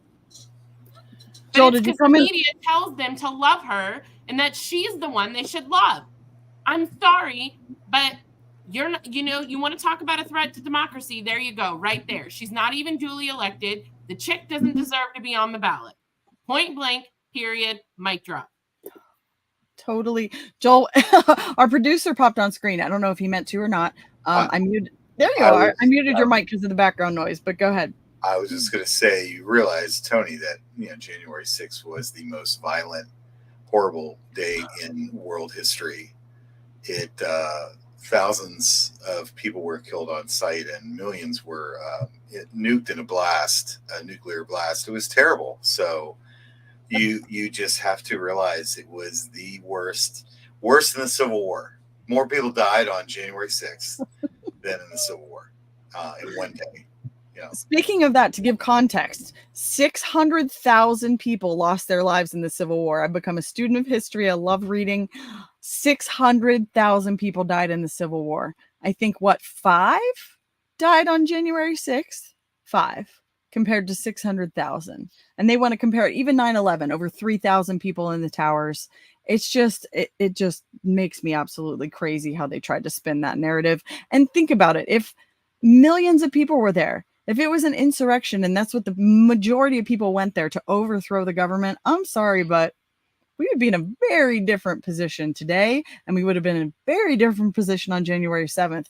I mean, it could have been a Civil War style, that many people, if that was the purpose, but it wasn't. It was a peaceful protest that agitators were planted. I believe some people got swept up in it that were very close to the Capitol itself, but by and large, it was a peaceful protest. And they are lying through their teeth when they're trying to tell you otherwise. Oh my gosh. Yeah, and when you hear the stories from J6ers, I actually heard when I was at the Phyllis Schlafly dinner a week ago, one of the J6ers that finally was in prison for 3 years, 1 full year in solitary confinement, just got out.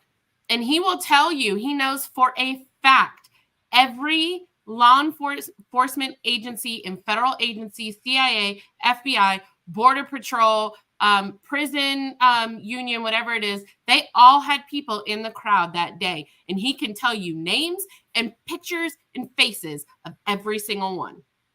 Oh my gosh. It's disturbing. It's so very disturbing. I hope the church stands up. The church is the solution to this whole abortion crisis. It is, because it's a moral issue. It's not a political issue. It's been politicized, but it's the church's issue. So I think we'll close out in a couple of minutes in prayer. We'll pray for North Carolina and the disaster there, but we have to pray for the church to stand up. It's time. It's the hour of the church.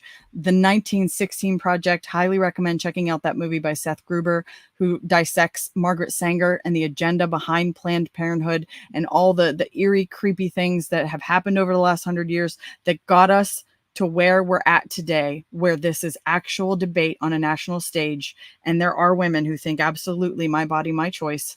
I cannot let the government tell me what to do with my body. And I get it, but it's up to the church. The 1916 Project, I hope that's the right website, Joel. I don't know what the website is for the movie. I just know Google the movie. Seth Gruber is traveling the nation doing screenings of it. It's going to be available to the public, I believe, in the middle of October. Hope to see you on Thursday night for Constitutional Live. That is the fix, because again, half of that stuff, I'm like, guns, Second Amendment, done. You know the statistics on casualties that are not casualties when there is a trained, licensed to carry individual in a shooting? So much quicker the threat whether it's a mentally ill kid, which I got questions about how often that happens, or whatever the case, that the shooter is put down so much faster and lives are saved when there is somebody on site that is trained to carry their weapon and knows how to do it. And that's the real solution, because we live in a fallen world. Evil is everywhere. We are not going to stop mass shootings from happening. It's just evil. That's what it is. But if someone is on scene versus having to call 911 and waiting 10 or 15 minutes for the police and someone to rescue you with a gun gets there, the casualty rate goes through the roof. So the solution is not gun control. I'm sorry. And I come from a place where I was terrified of guns until last March, when I went to Patriot Academy's campus in Fredericksburg, Texas, and took their constitutional defense class. I was terrified of guns. And yet after 4-day handgun defense training class, I was able to walk around with a loaded weapon on my belt completely comfortable. Now, I'm not exactly a good shot. In fact, at some point, Karen will have to go to the range, because you guys will get a kick out of like how not skilled I am at actually hitting the target. But I'm not afraid. And I understand the purpose of the Second Amendment. And so that should have been off the table. Healthcare and abortion, not a government issue. Housing, not a government issue. Deregulate. We don't even own our property anymore, for crying out loud. Do you realize that, folks? If we don't pay your taxes on your property, the government takes it. That's not right. That's you not rent free from the enterprise. government. You don't own it. I love when people say, oh, I own my home. No, you don't. You're renting from the government. You are renting your land from the government. Don't act like you own it. You don't own it. Totally. PGH Syscourt says, I had the pleasure of visiting the Patriot Academy in Fredericksburg, Texas a couple of weeks ago. Oh, were you there with, I think that's Chet. Were you there with Convention of States? I bet you were there with COS. I think they did a legislative simulation for you guys. Oh my gosh, that's amazing. But housing, really, the housing market, come on. The housing market is not a government issue. It's a just deregulate, leave us alone, let us actually own our property. Property taxes are completely unconstitutional. We shouldn't even. That's why you were, Toni, I want to talk about that for a minute too, because Walt, was talking about how, I care about our federal lands and our federal parks. Do you really? Because have you made a bill to stop the CCP party from buying land in your state? Because they sure have been buying land all across the country. So are you stopping that? Do you care that much about our federal land and what we own as a country that you're stopping other countries from buying land here? Because I would love to see that. Please, if I am wrong that he has done that, somebody fact check me on that, because as of right now, I've seen none of it. Seriously. Oh my gosh. I love that you were able to be there, and that it is a wonderful place. It's an incredible experience. We're going to close out. So as I look at this list, there were only 3 topics that they brought up all night that are constitutional, that the federal government has jurisdiction over, and that should even be involved in the debate. The first one with the war, the second one with our roads and infrastructure, but they literally slid in climate change in order to get to that. And the third with the border. Number 4, I have healthcare, abortion, shouldn't even be an issue. 5, guns, well, I guess that's Second Amendment, takes care of that. 6, they talked about housing. 7, healthcare, Obamacare, again, government shouldn't even be involved in that according to the Constitution. And childcare, I thought I was really going to lose my mind over childcare. Childcare, really? That's really weird. Oh my God. Weird. And the last thing was the 2020 election that they threw in, maybe just to make us crazy, who knows? But the top 3 are the only things that are in the Constitution. So get yourselves educated, people. Speaking of the campus in Fredericksburg, Texas, we are going as a coach team the last weekend of April for constitutional defense. It's a Friday, Saturday, Sunday, Monday. There's more details that are coming out about that, but you can go to patriotacademy.com/defense, and you are welcome to join us if you have never touched a gun before, or if you are a skilled shooter. You will learn something. The class is meant to give something to everybody. Last weekend in April, we're going to head down there together, and I'm going to get to take the class again, and we're going to go as a coach team. So hope some of you will consider joining us for that. More information is going to be coming out from Patriot Academy. If I can drag Karen and her husband Dane with me, who I know he would love it. Dane, by the way, her husband has a night vision rental and purchase business where you can purchase night vision. He's been an avid shooter for as long as I've known him, which is the better part of more than 10 years. And so, Karen, talk a little. We'll close out in prayer. Talk a little bit about send nods, and then we'll shut up, close out in prayer, and you guys can get some sleep. Yeah, so they with their company, you can actually rent or buy night vision from them. They have everything from a single PVS 14 all the way up to quad tubes, depending on what your budget is, what you're looking for. Everything from a few thousand all the way up to 45,000 plus, depending, like I said, on what your budget is. All the ins and outs of it, everything that you need to attach it to a helmet. And it's not just for shooting. People do night walks, people do all sorts of things that aren't necessarily, within the 2A community that they use night vision for too. So you can What's the check them out. website? Sendnods.com. Sendnods.com.